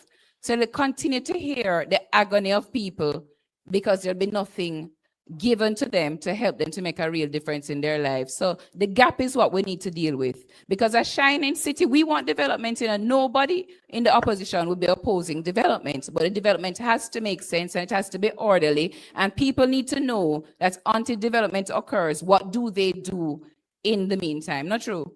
What you do in the meantime. So I want to really encourage you to get that list going, so that we can get a sense of what's happening and advocate for you. We can advocate both in the Senate and in the House of Parliament with your members of Parliament to advocate for real change and bring attention. We need to know your stories, so that when we turn on the news, we're not only hearing that everything is good, but we're hearing that the farmers don't have this, the people have no roof, small business cannot restart. The economy cannot do better if small businesses do not do better.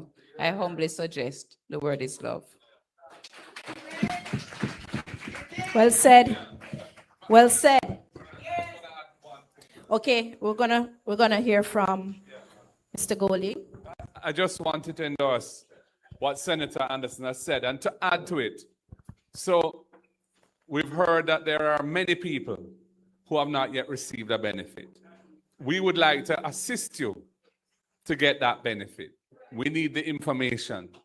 We need the names, the district or address, contact number.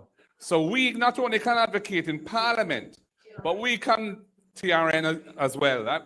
All of the usual things that would help to move this along. We can actually approach the ministry directly on your behalf. If we have that information and say, here are the names of X hundred people or whatever the number is, they say they've been assessed, they haven't received a benefit. What are you going to do about it? The truth of the matter is that the Roost program was funded out of last fiscal year's budget. That 10 billion was in the last fiscal year's budget as amended in the last supplementary estimates. There was no provision in this year's budget for that program. So 1 billion plus is left, according to the minister. 70,000 families haven't yet received a housing benefit. That obviously can't work, because that money can't help 70,000 people. So the government has to come with an additional provision, which has to be approved in some supplementary budget. But we're not hearing anything concrete. And in the meantime, the data that we're hearing in terms of the performance of the economy is not looking good. but the government has to do what is necessary. They have the support of the international community. Jamaica has the support of the international financial community. Things can be done to expedite assistance. They just need to put the plan in place and explain why it's necessary, and they will get the support. But they're not, it's just like we're on cruise control while people's lives are at a standstill, in a mess, and people are losing hope and getting more and more frustrated. So the gentleman who asked what we are going to do, and he made a comment about he'd have liked to have seen us be more active. I accept that criticism, sir. We're here today, we've been here before, and we want to support our local representatives. We want to support Country, we want to support Buchanan, we want to support Fisher, we want to support Pagan, we want to support our caretakers as well. Leighton Smith, is he here too? Yes, I haven't seen him, but Champion, all of our, we want to be helpful to them. So if they get the data and provide it to us, we will act on it and put pressure to try and get a result as quickly as possible. All right. Well said, well said. We're going to take 2 more questions right away. And yes, I see. Mr. Bennett, can we get a microphone over to him, please? And he is from Parity, so I hope he speaks.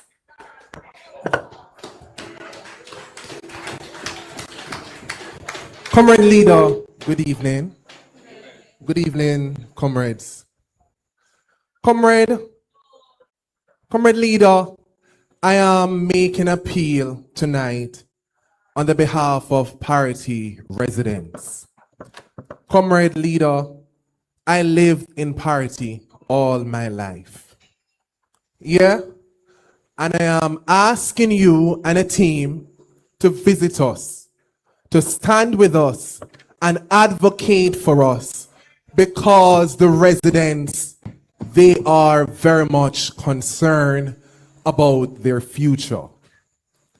Comrade Leader, for context, we only heard about the relocation proposal through media entities. No consultation was provided.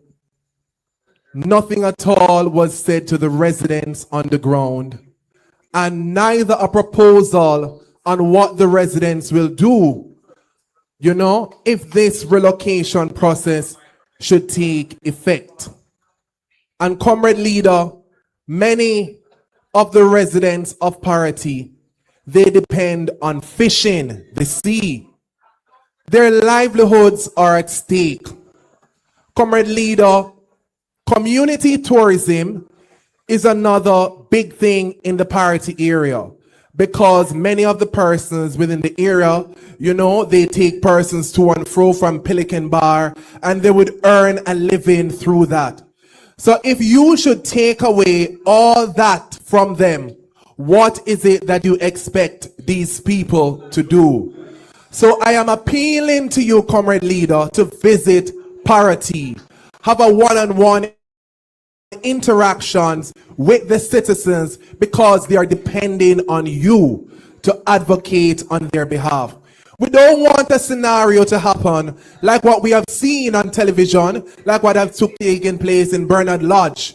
Person wake up, you know, before the dawn and heard their roofs going down. There is no plan for the government as it relates to the people of Parity. It seems as though they want to come in, you know, to divide and rule, because based on information on the ground, they are trying to get people to agree to move, you know, so they can have that information now and try to act in that regard. Comrade Leader, we are standing with the people of Parity, and we need your help to stand up and to advocate for them. Thank you.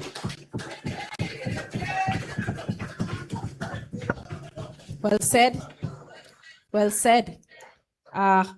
We need to take that in note. And I think there are some other residents here from Parity as well. I know, yes. I know that there has been concern in regards to their electrification. I know many of them are still without electricity in areas in parity. Can somebody speak to that directly? Which communities within the parity belt that are still without electricity?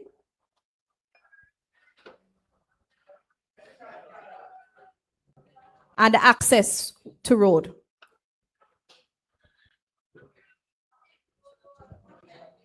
Are you coming around? We'll take, after this one, we'll take 2 more questions and then we'll move to the close because we're moving. Okay, we're waiting. Someone is coming.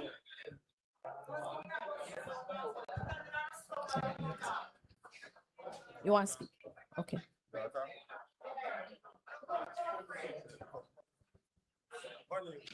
Is someone coming? Okay, go ahead. The councillor for Brompton would love to speak before the residents. Okay, go ahead, Councillor Buchanan. Thank you, Dr. Miranda Wellington, comrade leader, members of the head table, citizens of St. Elizabeth, good evening. I stand there and I listen, and many of the things that are said is common across the constituency and the parish. But 2 things are of concern to me, and I hope party leader can help. The replacement of the street lights. I am coming under great pressure because there's a narrative out there that is the councillor supposed to replace the street lights that were damaged. So I'm asking if you can look into that situation for me. Another thing is it's one thing to get the roof grant, but there are sections of my division that having problem with access in those parts of the area. For example, the hardware, the trucks, they are unable to get up to those areas. So I'm having problems or issues with the road network in my division. For example, Forest Mountain, Hodges Land, the roads are damaged bad. When trucks are going up there with the blocks, they are falling off. So the money is being wasted. Material or the hardware can't get up. So I'm asking the current leader, see what you can do. We can work together and get something done in terms of the road network and the street light, replacing the street lights. Thank you so much. Okay, so 2 major issues came up. Access, road access. There are still communities, not just in Brompton, also there are communities in Pedro Plains, Round Hill Green Town. There is no access to that area currently. There is also 2 communities in Mountainside still without access, road access, because in Treasure Beach, the road is completely destroyed from the police station to the bottom of the hill. And so we're asking for some agitation, some advocacy for better road network. And the electrification, street light, okay. When the hurricanes came, there are many light posts that were down. The light posts were put back up without any street lights.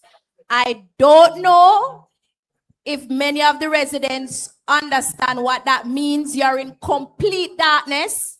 Many of your homes are still without electricity because it cannot be rewired because there's no roof.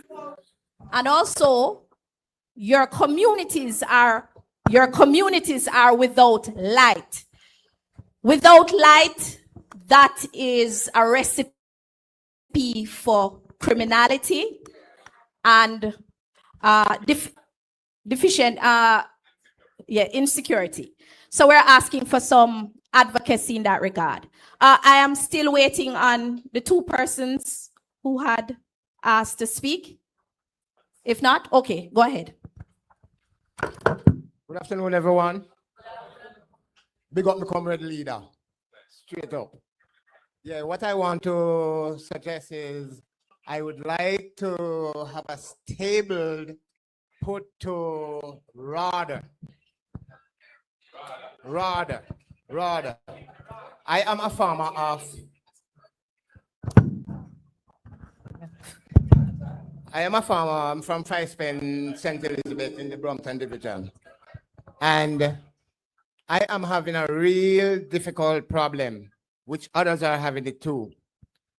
When it comes to chicken, I have a loss of 500 chicken in the Melissa disaster. And I went to RADA and told them my problem. They gave me a number to call a special person.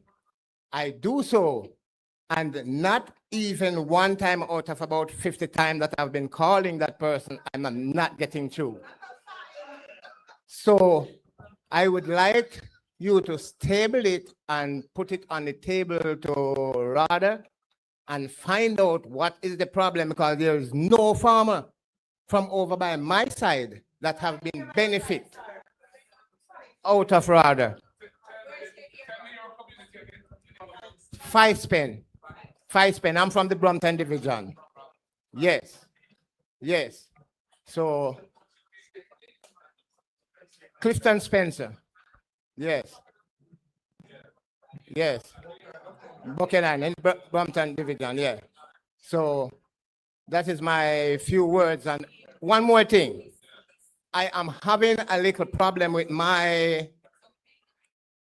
colleagues from the People's National Party, because there is, I don't know if it's Roma going around saying that there is going to be some runoff with my party leader. I want to make that clearly, and also Jamaica to be understand if it's lie or true. Okay? Yes, thank you very much. Okay, thank you so much, Mr. Clifton. Okay. Yeah. So, on the question of your inability to, or the fact that you haven't got through to that number, what I would say, if you can provide your information in terms of name and number and the name of the district to Councillor Buchanan, who can get it to me, I will approach rather, not just on your behalf, but on the behalf of everybody in your community who is in a similar position. Yeah? In terms of parity, boy, Kevar, it's good to hear from you, Kevar. You know, I mean, it's good to hear from you. Yeah, I will try to find the time to come back to visit parity specifically. It will not be in the next 2 weeks, because I'm actually traveling, and then there's Independence, but I will try and find time even in August for come to the community and talk to the people, because I know based on everything that's swirling around, there's a lot of insecurity. And you make the point, if you're going to relocate people who depend on the sea and the proximity of Pelican and so on to some other place, how are they going to make a living? You know, these are the kind of issues that before any plan is made about relocating communities to build some new city, these things have to be resolved with the people. And I also have to wonder, you know, you're talking about moving people because they were hit by a hurricane. But there are coastal communities right around Jamaica. The hurricane happened to hit this area this time. A future hurricane, lightning don't strike in the same place twice, them say. A future hurricane could hit any part of Jamaica, any coastal community. So, you know, to take a decision now to do it here, what about everywhere else? I'm just wondering what the real plan is. You know, and I'm told that there are politically connected persons who have been buying up land in this area, and it's really an opportunity for profiteering to take place on the land that they have invested in. Now, I can't tell you whether or not that is completely factual, but I've heard this from several sources. So we are concerned about the way the government is going about this. It needs greater transparency. It needs to be more inclusive in its consultation with the people. And the whole idea of it must be a people-centered thing. It must be about helping the people to have a better life, not about any other agenda of any kind. And as for the last point you made, sir, one Marky Jeep on the app. One.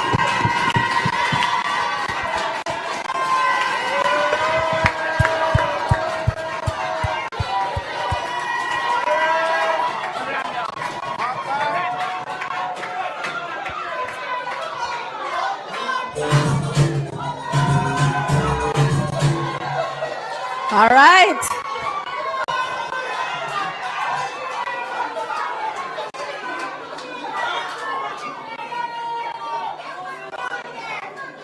And on that note, and on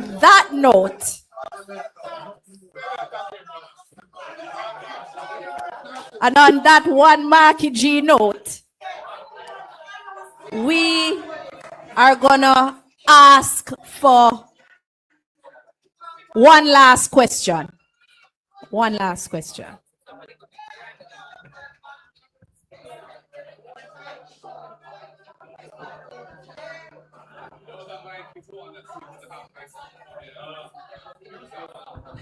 Testing.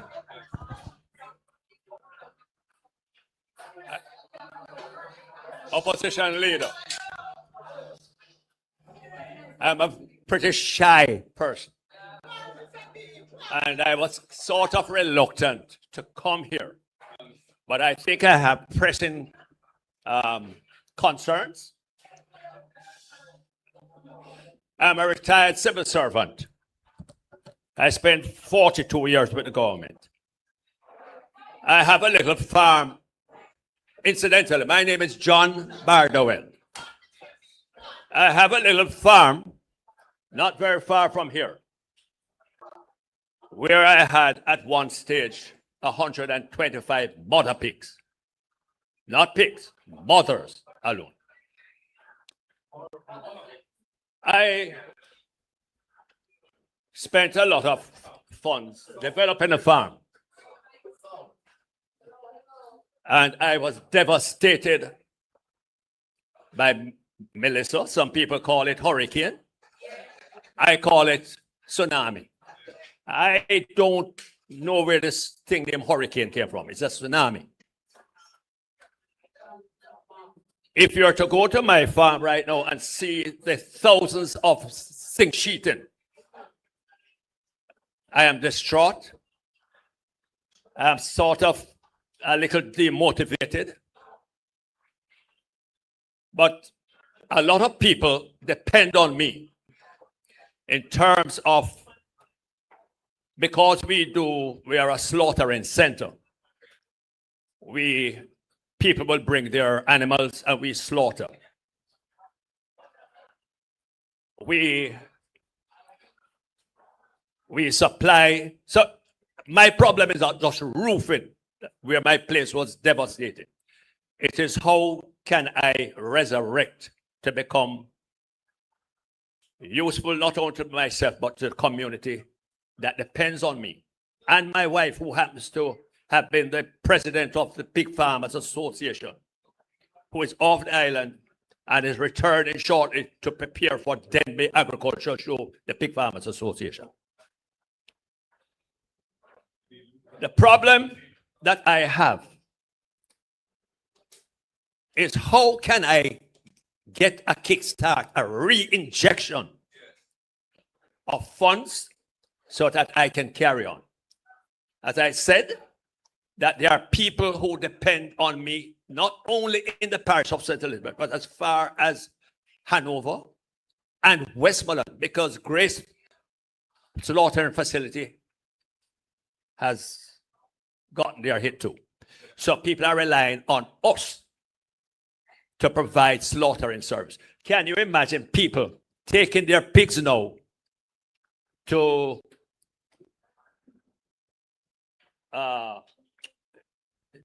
that place in Spring Village where they slaughter chickens, Jamaica broilers? as far as there to go back down the line to do their thing. So we are in the mix of things. So that's one aspect. Having spent 42 years with the government, I retired as the chief motor vehicle examiner for the island of Jamaica. And I remember you touched on the subject of what are minor offenses and people are being ticketed. And that hurts because I was the one that convened the very first meeting to start to review the Road Traffic Law Act. Huh? And that was over 20 years ago it started. I'm retired now 17 years. I see where there is talk that by the Minister of National Security on Deon Jackson's show some time ago, where they talk about educating the public. Total lie. I say that because in my position, I have never been privy or heard of any consultation, any meeting to apprise people of, not even me know the new road traffic law. So how can the ordinary person know it? I know the inside out of the old road traffic law. And I know that there are aspects of it that are intertwined. And they call it new. The government call it new. I call it a revised edition. Because a lot of the old road traffic law comes over. So it should be a revision of the road traffic law. There is an overlap of what the police personnel are carrying out and what the Island Traffic Authority officers ought to do. Example, a lug nut missing, $10,000. You have 6 lug nuts on your car wheel, or 5. And the police is saying you have 1 missing and you are ticketed for 10,000. What an examiner would do or ought to do is to issue in law a warning notice for a minor offense. Any little thing like that is not detrimental, and it is a prerogative of the certifying officer in the Island Traffic Authority to say, hey, you are missing. I'm going to issue a warning notice, and you bring the vehicle to me within 7 days, and let me see that you really did it. What an injustice!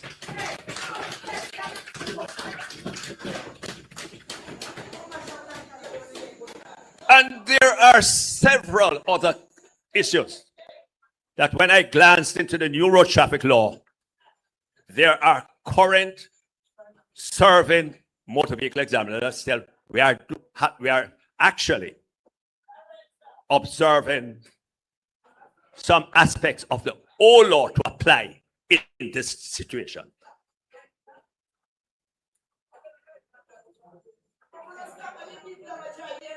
So what I'm asking you in your capacity as opposition leader, in the Senate as a senator,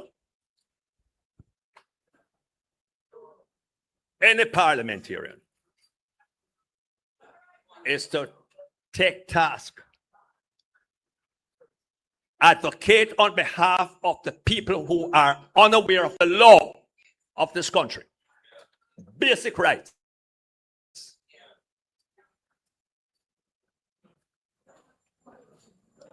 People don't know. We are depending on you. So there are two things. One, maybe maybe opposition leader, you may have to advocate for a repeal of the so-called new road traffic law. A repeal, to look into it in its entirety, because some of the aspects of it really and truly doesn't really apply to Jamaica at this time. I could avail myself to have a little panel to assist in that regard. With that, I rest my case. Well said. Thank you, John Bardwell. Thank you very much, Mr. Bardwell. Well, I would say the first chapter of your presentation, dealing with the situation that you have faced as an accomplished farmer, rearer of pigs, indicates the need for a Marshall Plan. It indicates a need for a serious system of ensuring funding flows to get established, reputable business people, small, medium, micro, back on their feet.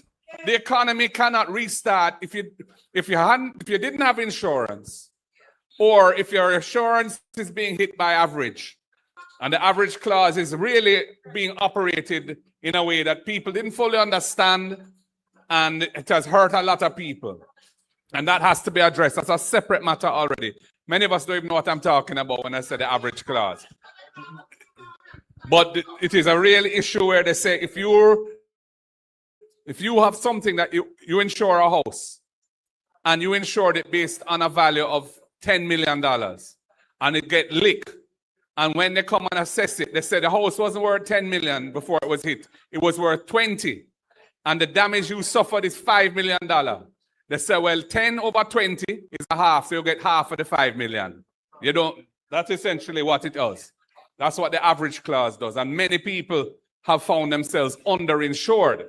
And there needs to be a review of how that works in Jamaica.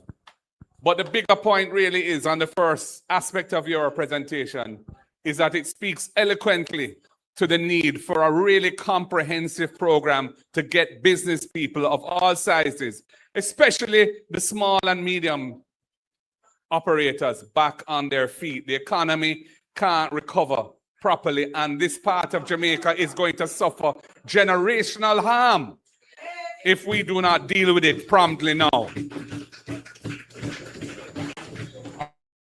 On the matter of the Road Traffic Act, it's a massive piece of legislation. It has a lot of complexity in it. A whole load of rules and offenses are created by it. And when the way in which it's being rolled out and interpreted on the road by the officers of the law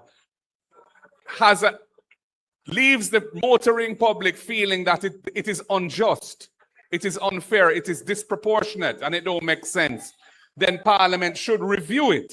I'm not saying we have to repeal the act. It took 20 years to pass it. But I'm saying we have to review the aspects of it that are impacting people's lives directly now and sort out some of those issues, so we have less people who are feeling as if it's being oppressively handled. And, you know, in the same way we talked about the oppression of the animal which is not tagged and is then sent to the pound because the animal wasn't tagged because the government isn't providing the tag. The same thing applies where a police officer, for a relatively trivial thing, imposes a ticket without a warning. You could be driving and your tail light or your brake light stop working and you don't know. And a police officer stop you, bam. You're gonna get ticketed for that without the warning procedure, which says your tail light not working. If you don't fix it the next time you're caught, you're gonna pay the ticketed fine. The law needs to work for the people. The law should not oppress the people. And we understand that. And we're going to continue to advocate for that review before the demerit point system is overlaid on top of the existing system, which is going to make it even harder for people, especially taxi operators and bus operators. So I'm going to hand back now to Dr. Miranda Wellington. Here is the microphone, ma'am. Thank you for your excellent performance. Thank you again. Thank you again, opposition leader. And I hope that a lot of your answers, a lot of your questions were answered. And I hope that the questions that you gave were clear enough for us to record and make notes so that we can give responses in another forum. I know that we may not have all the answers tonight, but what is important is the engagement that took place tonight. The communication, the interaction, the respect that you deserve, that your leaders have given you tonight. Please give them a round of applause. Tonight, your voices were heard. And even though you did not get everything that you wanted, one thing is for sure, this is the beginning of a recovery process. And I'm glad that you didn't hold back. I'm going to go straight into your vote of thanks, and I'm going to invite Mrs. Patricia Scarlett to come and give the vote of thanks.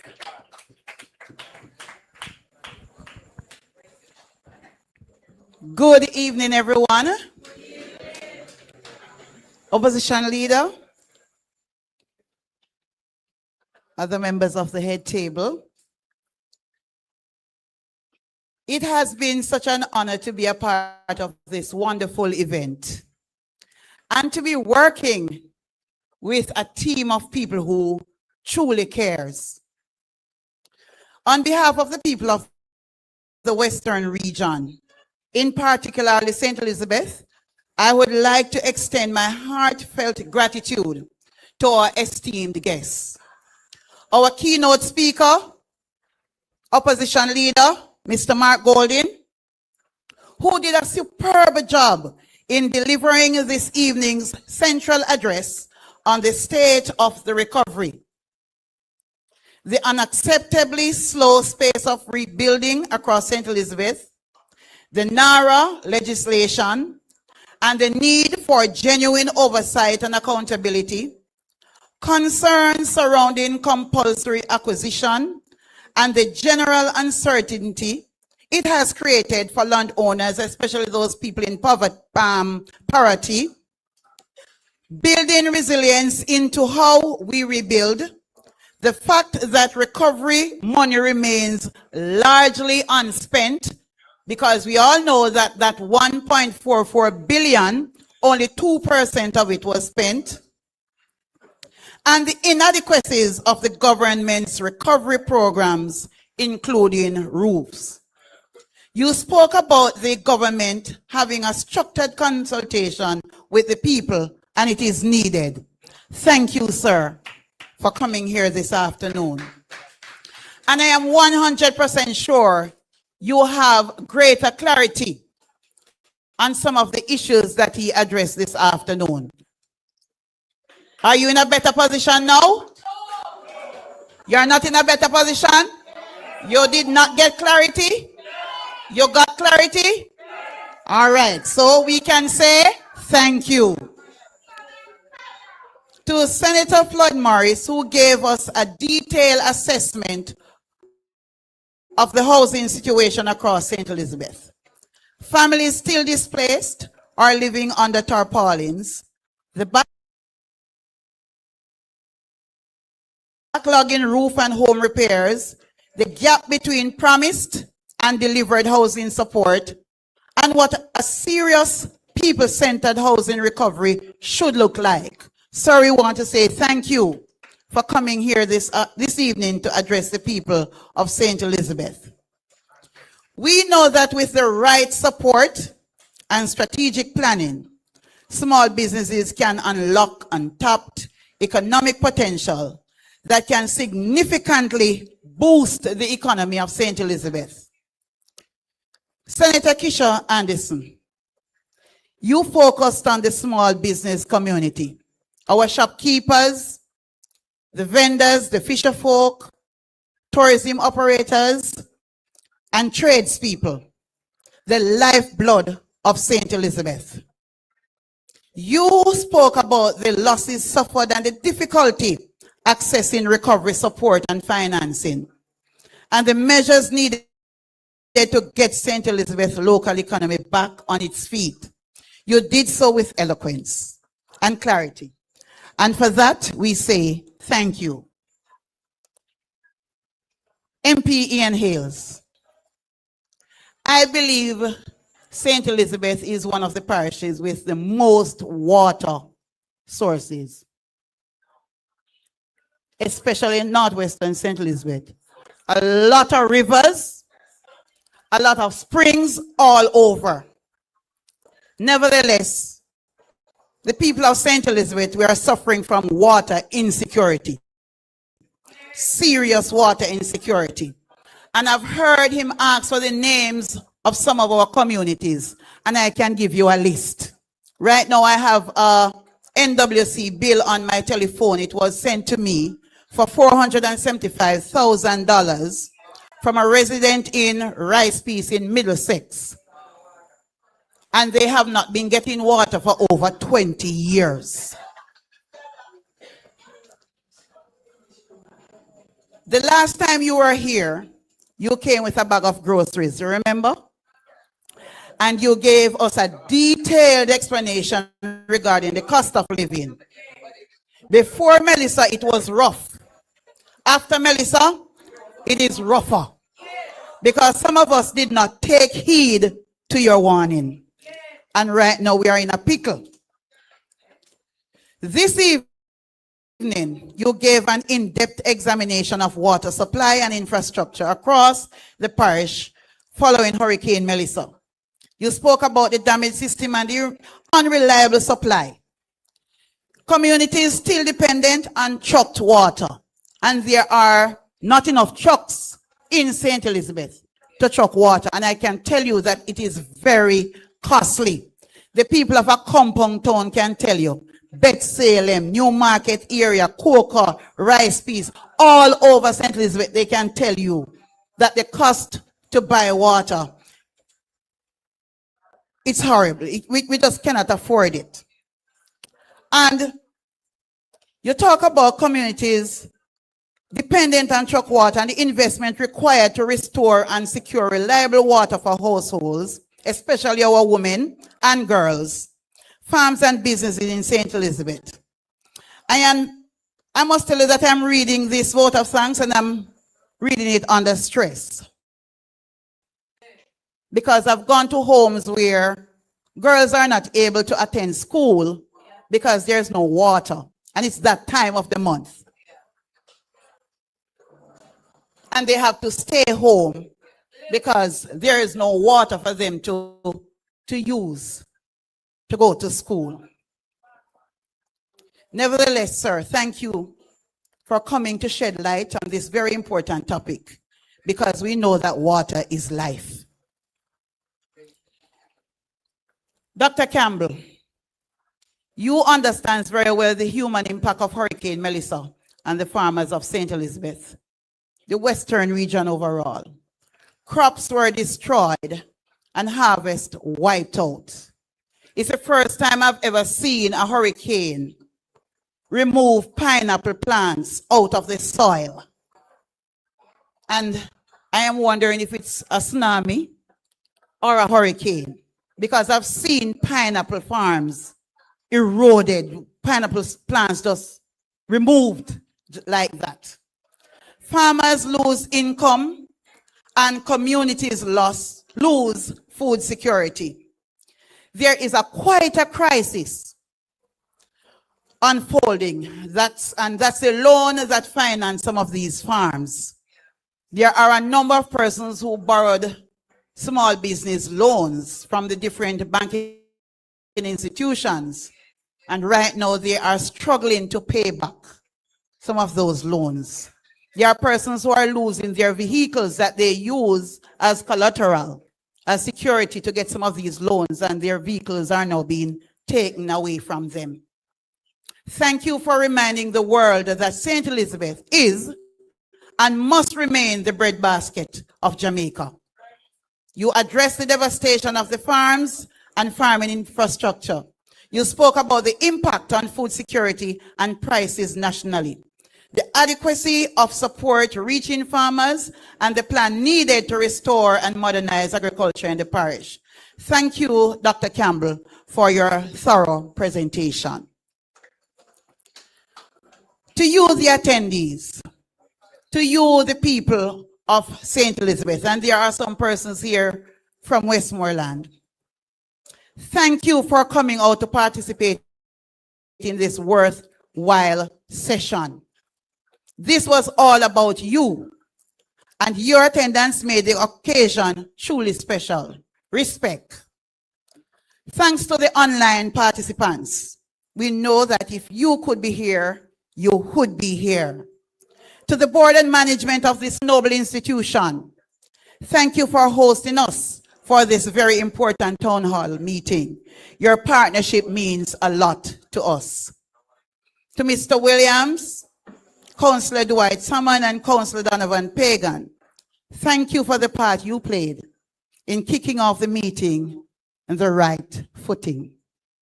To the members of the security force, thank you for always being here to serve and protect us.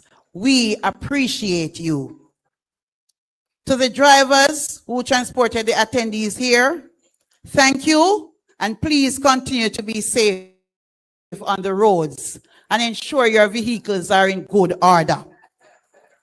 The small business community on the outside, our vendors, thank you for coming. To Dr. Miranda Wellington, you were built for this. You moderated the meeting with grace, poise, and respect. For that, we say thank you. Thanks to BOJ TV and the other media houses for covering this evening's event. Thank you one and all, and have a good night. The word is love. Thank you.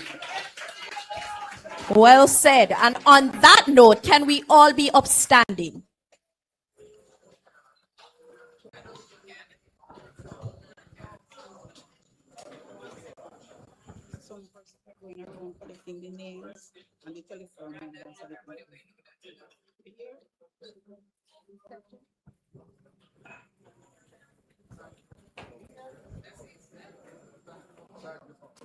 Thank you so much for coming out, and have a good night. Please be safe on your journey home.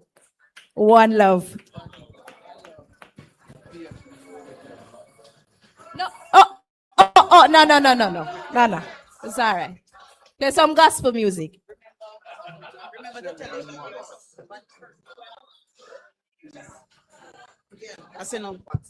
Okay. No, I'm not PNP meeting.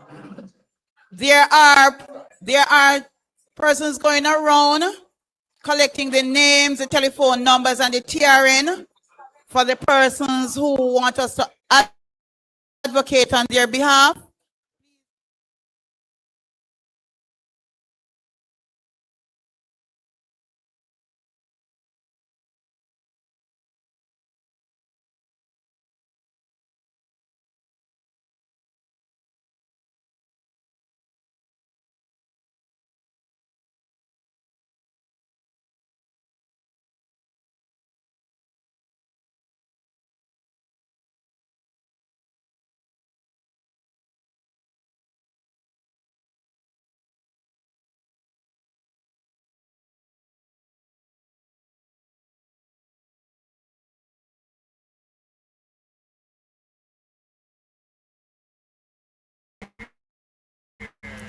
Ladies and gentlemen, certainly we had to jump over to the town hall, right? We heard some very interesting conversations coming from our opposition, Mr. Hales, Mark Golding, Senator Dr. Dayton Campbell, and of course from the people. Yes, I'm happy for the Town Hall, ladies and gentlemen, because it shows you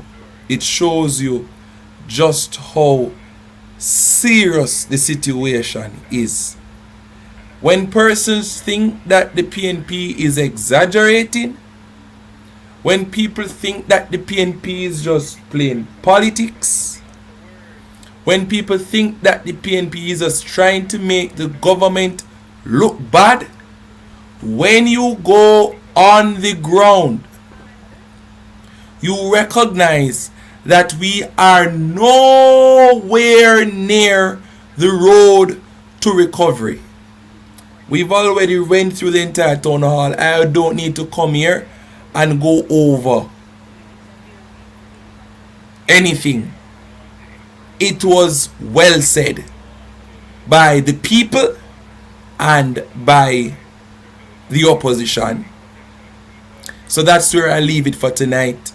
We didn't get to touch on other issues, but tomorrow we can do so on Clarion Call and for our evening program again.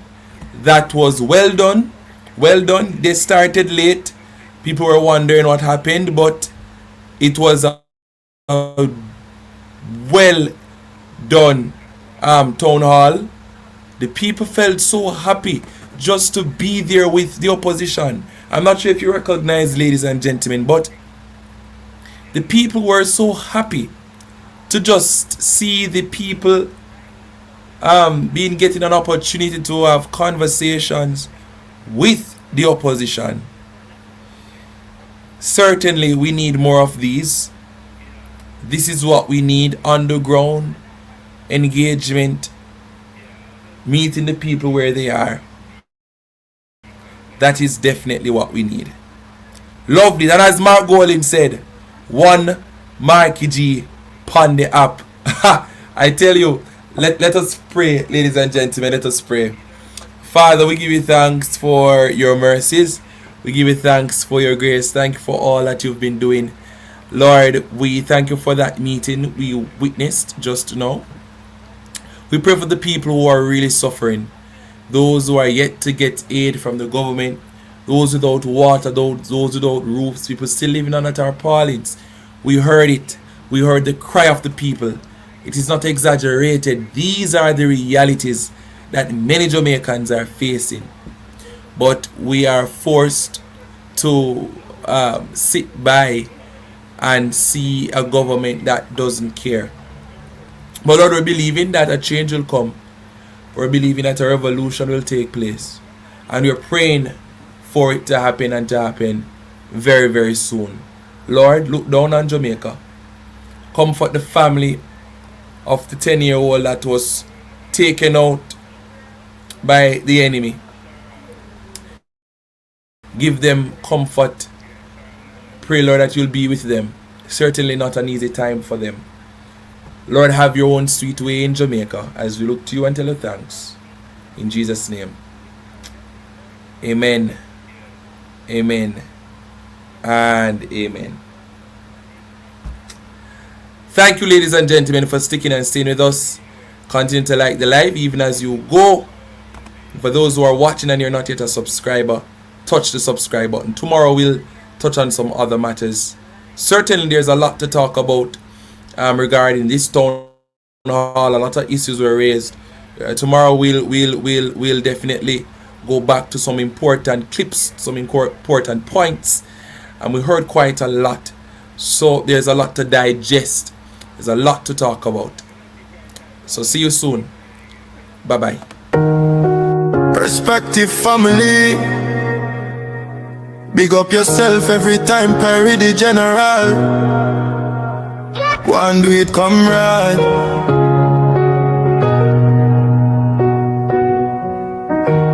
The word is love. Where we are go do? Police them a kill off, use the tree on the roads. Where we are go do? The price gone up on the JLP let loose. Where we are go do? Times hard and politicians don't have a clue. Where we are go do? Where we are go do?